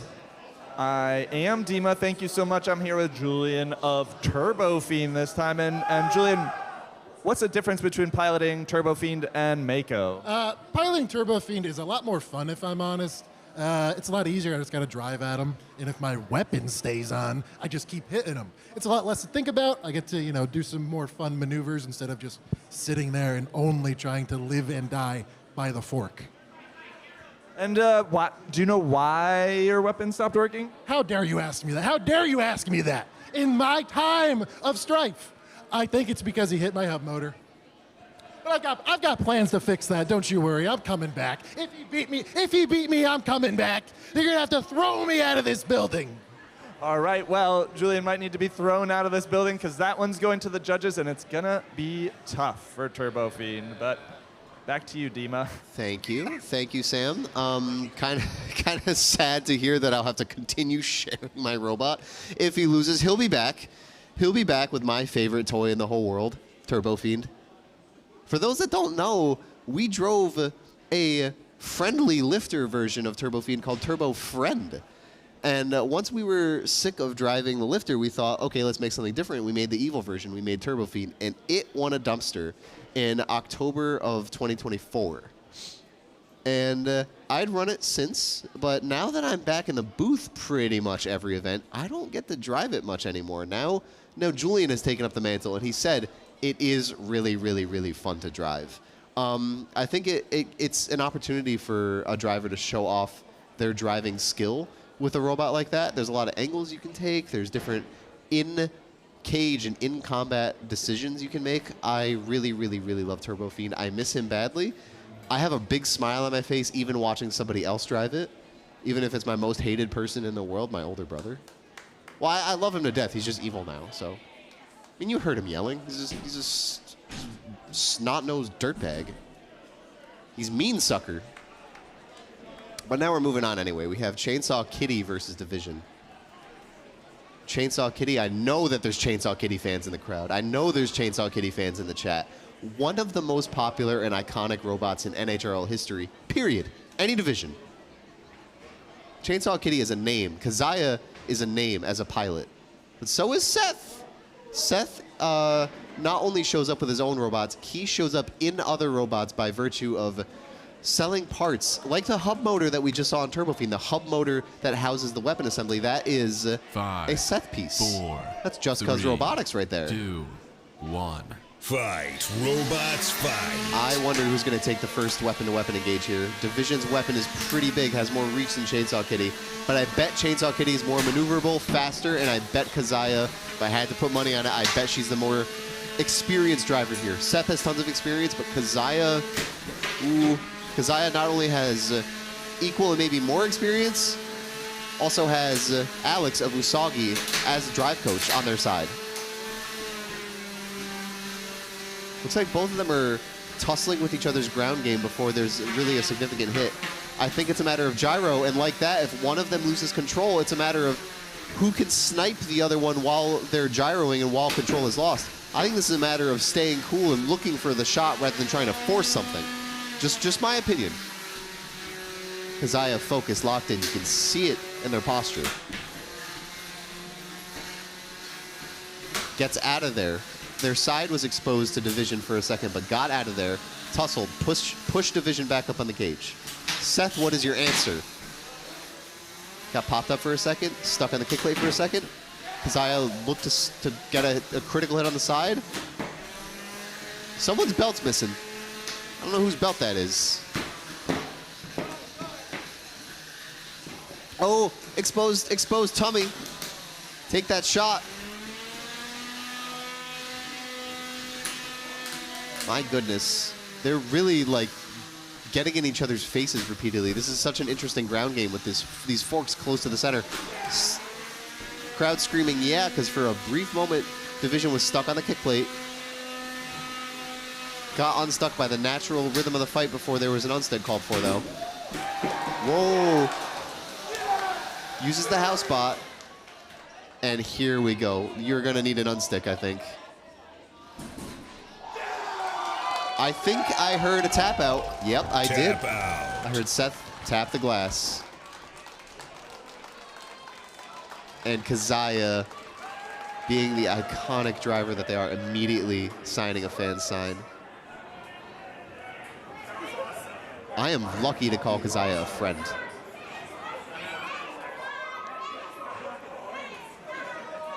They're friends too. No lost love here. Seth, I am sure, has given assistance to the building and planning of Chainsaw Kitty.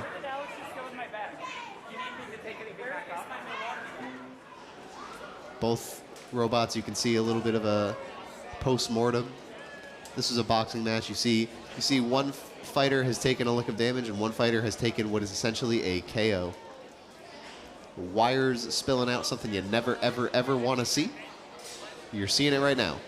If you ever want to see it, it's post-game like this. What a great fight. They were really just locking horns so often until Chainsaw Kitty got the upper hand just a few times. Used the house spot. Popped Division up. A couple more hits after that was really all it took. Pure skill. Just pure skill. Both drivers, pure skill.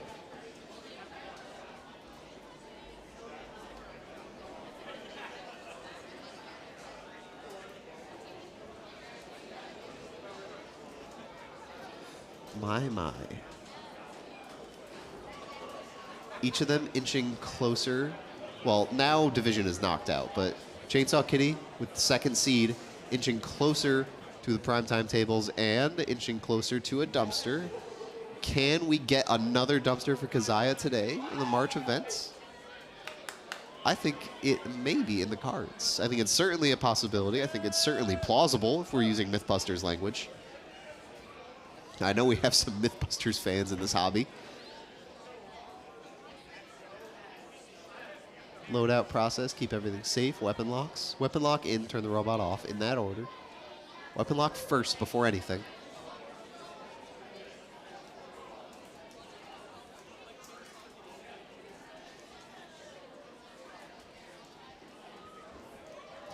Kyle and Adam back in front of the bowl. What do you got for me?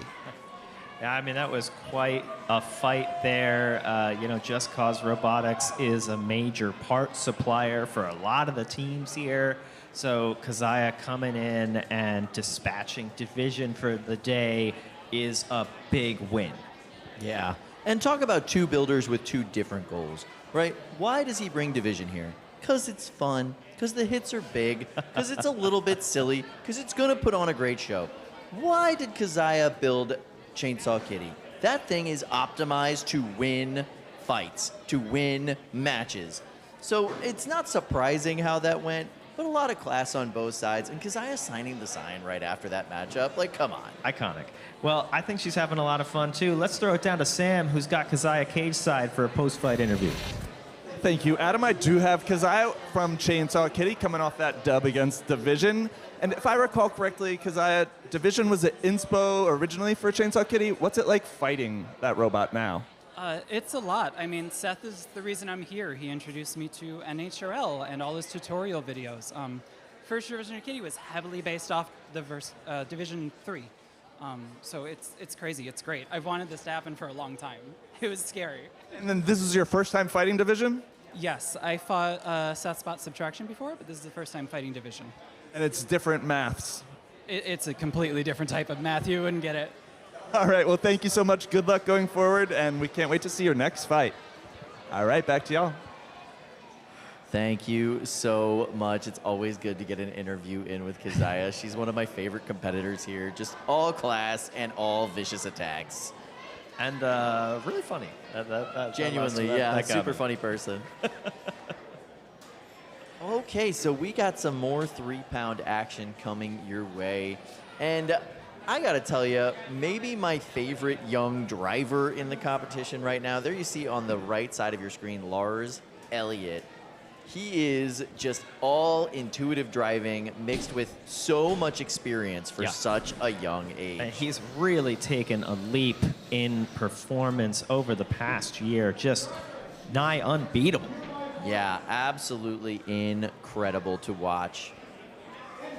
We've been watching this guy since he was just a wee little dude, and now he's stretching out and he's really spreading his wings in the sport. He won 3 separate weight classes at the most recent Motorama. 3, 2, 1. Fight, robots, fight. See dead weight undercutter style spinner with one side fork. You could see the energy in both weapons there as they were driving around. IMPAKT and Deadweight both not spinning after one hit. Yeah, that was a lot. Deadweight really had some power behind that weapon. That is tough. Both robots upside down, not the configuration you want to be. Both of these robots have a ground game. Oh, and there you go. You can see IMPAKT flipping themselves back over. That's going to give them a huge advantage here as they now have a wedge. However, now that they're back on their wheels, they lost the side of drive. Yeah, sometimes that first impact can really tell the tale of the whole fight. Now this is a pin here. They can hold this for up to 10 seconds. You can see the weapon on Deadweight trying but unable to go. IMPAKT has some movement on the right side, but they're jammed up, it looks like, on the front right, and that's severely hampering their motion as they try to get to IMPAKT, or Deadweight, who's now also on their wheels and now able to push IMPAKT around. This is tight, Kyle. Back and forth battle as 1 minute you've got IMPAKT pushing, the next you've got Deadweight pushing. A driver's battle, if there ever was one, for the last minute and a half of this fight, as someone needs to show something to the judges after a single impact has damaged both weapons and somewhat the drive. Deadweight brought to you by Christian Lambie. He's with the WPI Combat Robotics Club. You can see here, it seems like IMPAKT is driving better as the fight goes on. Whatever is stuck, maybe coming unstuck, maybe wearing away. The 3 seed here could be upset by an unseeded Deadweight, as IMPAKT is certainly on their heels. 2 minutes into this fight, 1 minute to go. Yeah, every single time they hit each other, it seems like it causes IMPAKT more damage. Is now going very slow. This looks to me like a battery issue. You could see earlier something was stuck, it freed up, but if something's stuck and you're gunning against it, you could be using he was a burning lot through that of power. I gotcha. Yeah, it makes a lot of sense. And there you see, ooh, Deadweight wearing a hat, put him right on top. That's full control over your opponent if I've ever seen it. Yeah, with 26 seconds left, are they showing enough movement to avoid the count? Generally, you have to be still for 10 seconds and then a 10-second count. So with less than 20 seconds left, it seems like IMPAKT is going to make it to the bell, but they can barely move. But these pickups and slams are showing a lot of harm in our current judging rubric. Once they're on top of Deadweight, they cannot do what they're designed to do. Therefore, that is harm on that robot by our judging rubric. A little bit more movement there at the end, something coming back to life for IMPAKT, but look at how fast Deadweight is spinning. You gotta think that last minute was all Deadweight. They even spun the weapon up a little bit there at the end during the prove it period. That is a tough one to judge, but I think we might be on the verge of a huge, huge upset, Kyle. Absolutely. Talk about people who have been on a tear lately, going down in this competition today. IMPAKT very well could be upset. We're going to have to wait for the judge's decision on this one. Yeah, that was a gigantic first impact. Might get a chance to look at that on the replay. And then afterwards, it turned into a driving battle. Both robots upside down, managing to both self-right. We first one and then the other. And, you know, for the minute and a half of that sequence, it was back and forth. But the final minute, it really looked like Deadweight put it over the top for me. Yeah, Lars really looking disappointed walking away from the box on that one. Wasn't happy with that performance, and that's pretty understandable. Yeah, sometimes that's the whole story right there.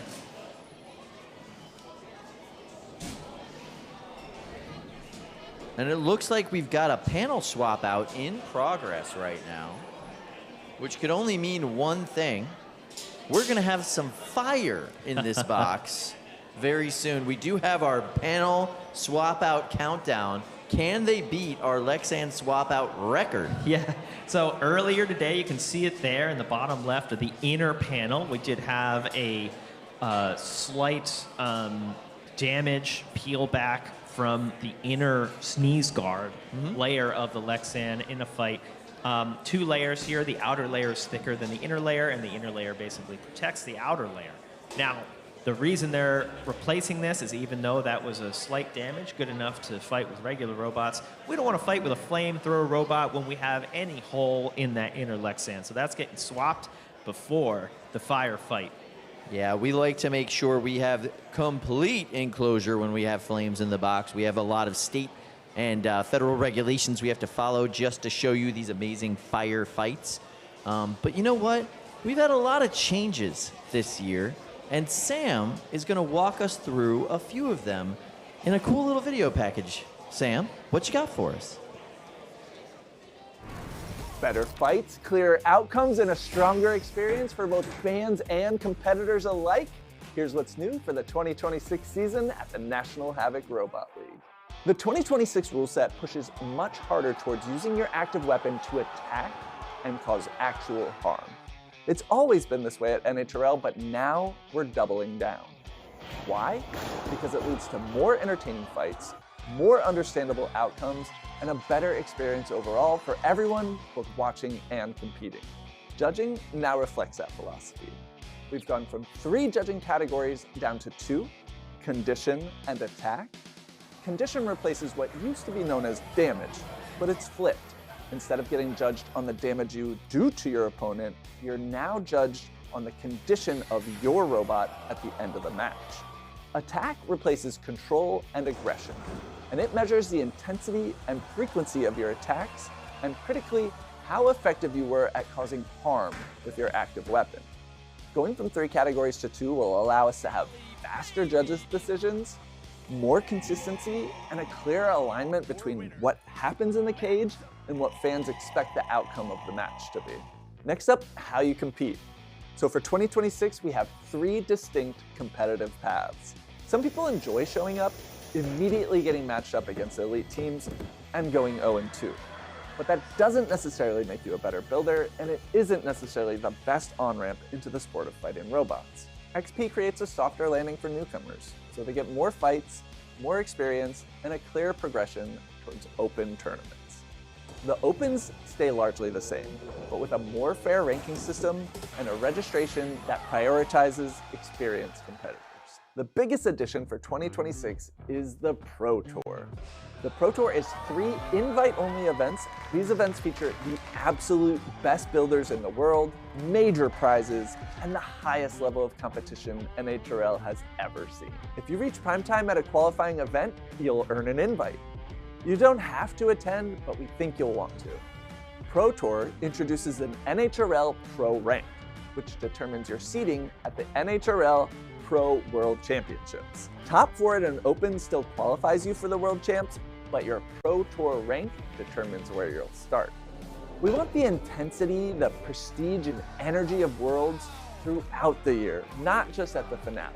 Fans are showing up, builders are raising their game, and the demand is real.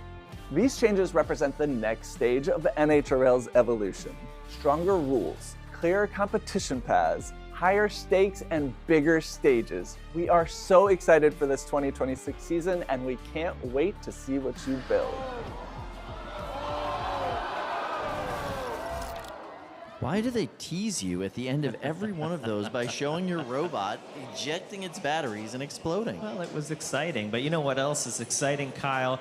We are coming up 3.5 minutes left for the record. I think they could do this. We could be seeing a record-breaking Lexan replacement here. And just speaking about replacing Lexan in minutes is crazy. I've been at a lot of events, Kyle, and outside of NHRL, it can take hours to replace these panels. That's the event. You break the panel like that, it's done. Bye-bye. May as well go home. We're going to drop down to Sam Cage's side to talk about these repairs. He's up close and personal. Yeah, I am, and I'm impressed with this one. This new Cage 2 is not as fast of a swap as like Cage 1 or maybe 5 or 6. So really impressive that they managed to beat the record, getting this panel in. And we had to put this new panel in for this titanium Hwhite fight, not because we think their flamethrower is going to melt through the pinch point that Singularity put in there, but just in case their butane tank happens to rupture catastrophically, we want the strongest polycarbonate in our cage possible. So that is why we swapped this panel, and our crew is really good at it. And it looks like it's just about wrapped up. Just one last bolt. So much love for our cage side crew, Sam. Do you think that they could do this faster if they had more drills? Like, wow. more hand drills? I don't know. Like More drills where they train to go faster, perhaps. That was pit crew levels of efficiency right there, guys. That was amazing. They've been swapping these panels for years. Eamon, Ed, Aiden, best in the game. Yeah. So we're at 6 minutes now as the new record, Kyle. That is going to be hard to beat, but I think maybe we'll see that at the next event. You never know. They get better and better each time. These cages have been specifically designed to make these rapid cage swaps possible, these panel swaps, and safe. And that is a key for us to be able to have this level of competition, this amount of fights, is the care that's gone in to design of these cages, to the crew and the practice and the training that they go through to be able to swap these out. A lot of effort behind the scenes so that we can bring you this show all day long, non-stop fights live at NHRL. With a full negative pressure system to keep all those nasty gases inside of the cage instead of out in our audience, I absolutely love our cage design. One of the biggest upgrades that we don't talk about very much last year is that our 3-pound cage now has clear side rails. You could see everything going on in that bottom level of the cage without any obstruction because we added the clear side rails. So smart. We have several camera placements and a mic placement inside of there as well. Our cage side cameras are actually iPhones. And shout out to Apple, those things take a ton of damage and keep on ticking. Yeah, we've gone through a lot of different options for the cameras, and it just turns out iPhones are the best. Yeah, they just hold up really, really well. All right, so we've got Lunatic loaded in there. Look at that font. Love it. They're going up against Anubis, a very similar looking bot on the other side of the cage. It's got the pink 4-wheel drive, 4, egg beater 3, style spinner. 2, 1. Fight, robots, fight. Weapons are up to speed, and they are not attacking. They're taking their time. There we go. Nice shot. Anubis really taking it to Lunatic there. And nice angle that Zach just found on the side plate of Anubis. And now they're upside down. It does look like there's some drive side issues. Ooh, and that's not going to help with Lunatic. Lunatic bouncing around the arena like a lunatic. Yeah, they seem to be having some drive side issues there on that right side of drive, see? Yeah. They're having to gyro to steer, and they can't go straight, really. Not unless they're on their back wheels. Anubis getting some good shots in on the pin, but then Lunatic right back, sending them into the ceiling. And you can see that wedgelet is gone on the front of Anubis there. Lots of other damage stacking up. It is really piling up on Anubis, and now they're completely on the back foot. Earlier, we saw Lunatic bouncing around. Anubis can't stay on their wheels now. And it looks like whatever was problematic in that drive is back and Anubis, working great. look at this. Yeah, the side armor has propped them up completely, and the wheels aren't even spinning, Kyle. You're right. That is completely incorrect as far as how you want your robot to be sitting. Halfway into this fight, and they're back. All right. The camera cut, and then they're back moving again. How did it happen, Kyle? They didn't seem to call for an unstick either, which means that both bots still have an unstick left. 1 minute and 18 seconds left in this matchup. Wild. Anubis back for more as Lunatic keeps giving it to them. The weapon on Anubis is down. The drive is damaged. They're ahead. Brett says, no thank you. Get off of me. I don't want a hat. I want to fight. And Lunatic is giving it to us. Anubis has no answer. 1 minute to go. No. Are we going to make it to the bell, Kyle? Both bots really struggled at the beginning. Anubis had the first few shots to themselves for sure, but the rest of this fight has all been Zach Knight and the Lunatic. Somehow Lunatic has gotten better after all the hits it took earlier in the fight. You're right, something shook loose, yeah. Just needed to get pushed back into place, and it is going crazy here. I don't even know if I would call this an upset robot driven by Zach Knight. Technically, with the seeding, it would be, as they're the 28th seeded robot.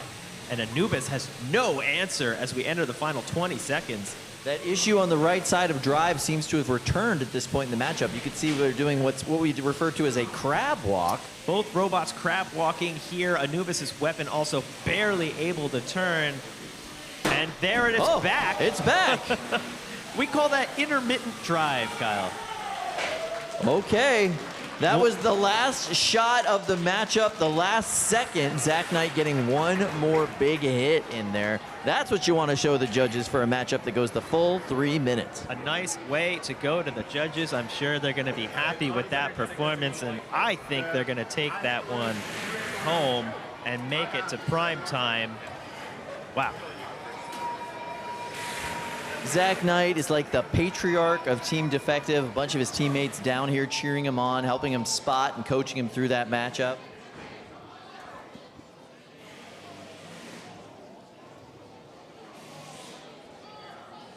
They turn off the robots here, put in the safety locks, get everything safe to go and bring it back up to the pits. We're gonna hop into replays, take a look here. You can see early on, it was going Anubis's way. And then real early, yeah. A minute into the fight, things very much drastically changed. And Lunatic just tore Anubis apart, piece by piece. And that intermittent drive issue on the right side, it didn't seem to hold them up too terribly much. There were a couple of moments where they missed some opportunities, but they were still able to pull out a pretty decisive. It looked at the end there that we might go in with both robots looking a little iffy, and then it comes back to life for one final big hit to show the judges who's who. And with this new Prove It round or Prove It time period in the matchup, that really does matter. We can see here the crew back at work. They've replaced the Lexan panels in the 3-pound arena. They're replacing the floor panels in the big arena, getting our nice shiny floor ready for prime time. Don't forget to tune back into the NHRL YouTube channel and our various other streams to see prime time at 7 p.m. Eastern time tonight. And you'll watch our nice, beautiful primetime floor slowly get chewed up as we whittle down to the golden dumpster tonight. Do you remember back when we used to just bondo this floor before the main events? There are the primetime pits slowly getting filled up as the brackets congeal as the night goes on. Once you get your seat in prime time, you get a seat in the prime time pitch, you get a nicer table, you get more space, and you get ready for the real deal, the top 8 bracket tournaments in each weight class. All right, we are now going to go back to Cage 2, and this is why we swapped out that Lexan panel. It's a firefight, ladies and gentlemen. We've got Titanium Hwhite in the box. Oh, that's not Titanium White, but Titanium Hwhite right there, ready to go. This is not a flamethrower bot so much as it is a torch bot. It has a very tight, concentrated flame that causes pinpoint damage where it is impacting its opponent. Really interesting design. It is a white hot flame. Sometimes it's hard to see. It's so precision. Ooh, and right off the bat, Titanium Hwhite is stuck on the wall, and I think they called for their unstick there. Ooh, that's a huge wasted opportunity. I saw Brett come out of the corner, but I still see the X up top. Maybe they didn't call for it. But either way, Showtime is showing it to Titanium Hwhite. No answer officially so they far. did not call for the unstick, so they still have one left. Does everybody know what time it is? It's showtime. Showtime looking to make their way to prime time. The winner of this fight is going to make it there. Titanium Hwhite just retreating now, trying to get the flame working. No ground game here. Showtime is winning every engagement. Look at the forks on Titanium Hwhite. They are slowly but surely peeling apart layer by layer. And I do not see any flame. There's a little bit of flame. They got to be closer than that to get that to work. This is a precision flame robot, Kyle. Yeah, if you can't get under the opponent and pin them, that's not a very effective weapon at all. And they have not once been able to get a good pin on Showtime. They have been upside down for almost the entire fight, and those forks do not work well in that configuration. Showtime is just playing with them at this point. We are halfway into this fight, and Titanium Hwhite needs something to happen. Anything can happen, but they need some luck. Oh, they almost get flipped back over under their wheels, but they're still upside down after 2 strong tosses from Showtime. Yeah, and even if they were in the right allocation, I'm not sure those forks are up to under any kind of ground game or pinning at this point. Oh, yeah, as you mentioned that, they are up right now, and the forks aren't doing a lot. They are curled up, maybe a little bit too wide. The configuration on Showtime is just having its way with Titanium Hwhite. Showtime, really impressive performance from the 32nd seed. Yeah, really showing here the 8 seed versus the 32, how it works. Titanium Hwhite refined every time, but Showtime. Oh, what is this? Showtime stuck, requesting an unstick here. Brett is coming over. They are stuck in the floor, Kyle. That fork is really stuck in there. Yeah, that was quite a way to remove them from the floor, too, just bashing them from behind. Okay. 30 seconds left, and it looks like we're going to make this to a judge's decision. Titanium Hwhite trying to fight back here at the end, trying to get some flame time, and flipped upside down again by Showtime. Just tossed around the arena like a cat's play toy. Ben Howard from Team WPI operating Showtime with excellent, excellent precision. Great driving. Just a show by Showtime there. That is what you want to do as a driver. I don't think Titanium Hwhite had more than 2 seconds of time under Showtime the entire match. Wow. Showtime, bot to watch from the 3-pound division, especially after that matchup. There we see the prove it period where these bots are showing their functionality, weapon functionality, as far as drive functionality for our judges to make their final determinations.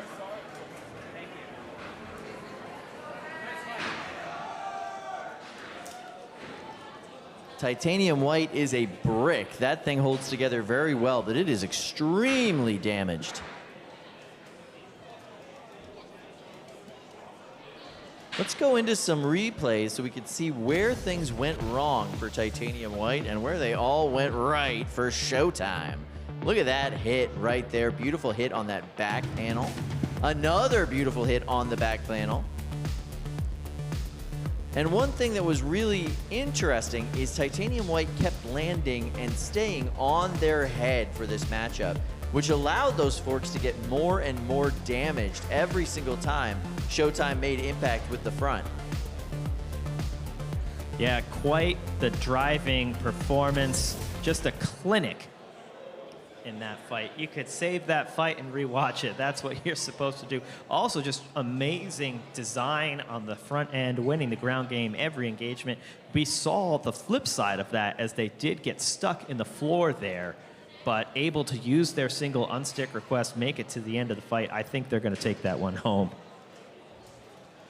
All right, we have one more fight before we hit our prime time broadcast. Let's check out our 12-pound bracket as it is currently solidified. Let's look at it.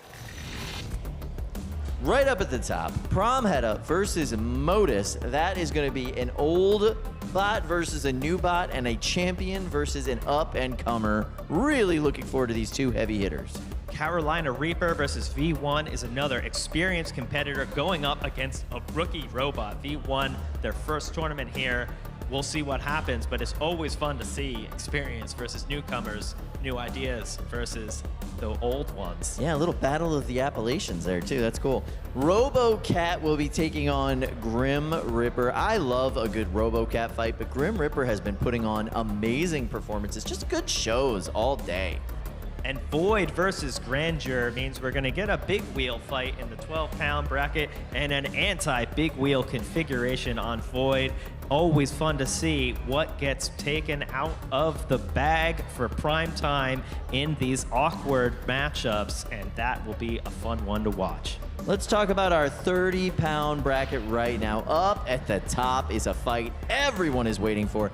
WPI's Waddles is going up against Kazaa Eins. Kazaa Eins is one half of Kazaa Light with extra armor, extra fuel, and bigger forks. I love this robot. I cannot wait to see this matchup.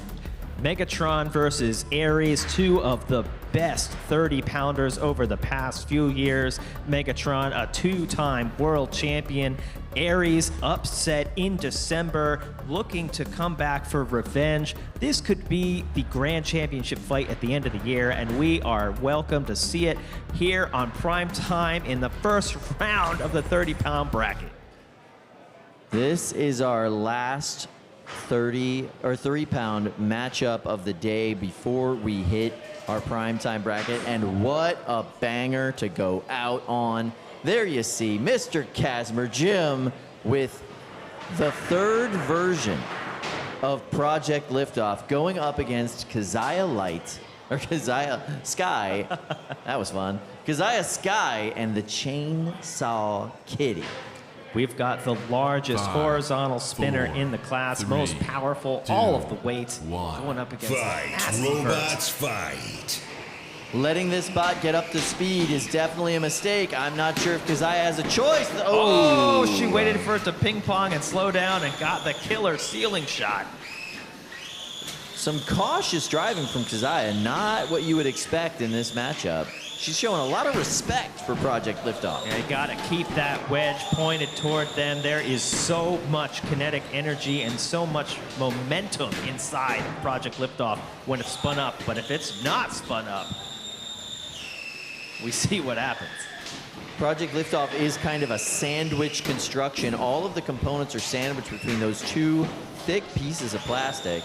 Really holds everything in place, prevents things from disconnecting or really having any issues.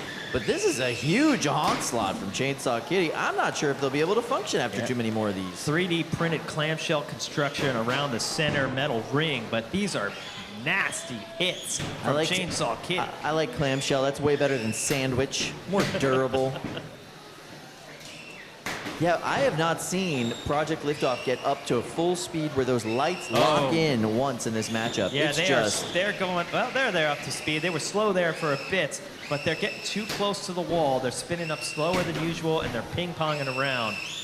Kazaa taking advantage here, time after time, sending them flying, and bouncing off the walls. They're making a lot of noise. They haven't been making this much noise throughout the rest of the day today. Yeah.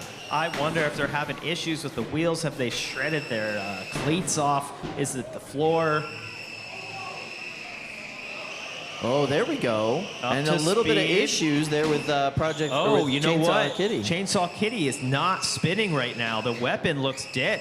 Yeah. This is a huge opportunity with a minute left in this fight. Can Project Liftoff get some hits in here? Can they tear off the wedge? And there we see Kazaa able to turn herself into a control bot. Getting the pin, doing harm to the opponent, showing a lot of control. Yeah, it is so hard for Project Liftoff to stay in the center of the arena. They just keep bouncing off while trying to spin up to speed, and until they're up to speed, it's hard for them to translate. This has got to be so frustrating for Jim Casimir. He just wants to get some speed, wants to get that bot into a position where it can actually do some damage. Yeah, they are really having trouble staying still here. They're just ping-ponging around like an air hockey puck. Another pin. And I think this is just going to be the rest of this matchup. It's going to be a release, an escape, and another pin from Kazaa Sky. Yeah, with 12 seconds left, I don't think there's anything Project Liftoff can do here. They are going to win the condition score as they're pretty much untouched, and the weapon on Chainsaw Kitty is down, but you have to think that the harm score, for attack is going to Chainsaw Kitty. Yeah, I'm not sure about condition either. I mean, something's funky, something's going wrong. It is impaired, but it is still functional. Yeah. whereas the weapon really isn't doing anything at all on Chainsaw Kitty. And this prove it period will really tell the tale. Will Yeah, they be able to show a spin up? Will they be able to show themselves getting up to speed? It does seem like Project Liftoff is choosing not to participate. Oh, there we go. There it goes. Yeah. And if we saw on that shot there, we were zoomed in the corner, it did look like the cleats on those feet were very worn down. You're right. Yeah, a lot of damage done to them after those early hits. Yeah, all those spin-ups just slowly grinding down the cleats. The cleat here, you know, you can't just put a spike on a wheel. The design of the cleats is a really intricate, detailed aspect. How you get enough penetration in the wood to get enough traction. If they're too long, if they're too wide, they won't go in right, or they'll shear off. If they're too skinny, they wear away. Here are the replays. You can see Project Liftoff just couldn't stop hockey pucking, and Chainsaw Kitty took advantage time after time, sending them into the ceiling while their weapon was operational for the first half of this fight. Massive hits, and credit to Project Liftoff, they kept working. They didn't die. That's not easy. No, definitely. All right, well, to find out who won this fight, tune in to our primetime broadcast at 7 p.m. If you're watching on YouTube, just hang out. We're going to be showing some of our long-form content between now and then. If you're anywhere else, come find us on YouTube or come find us on any of the other streaming services.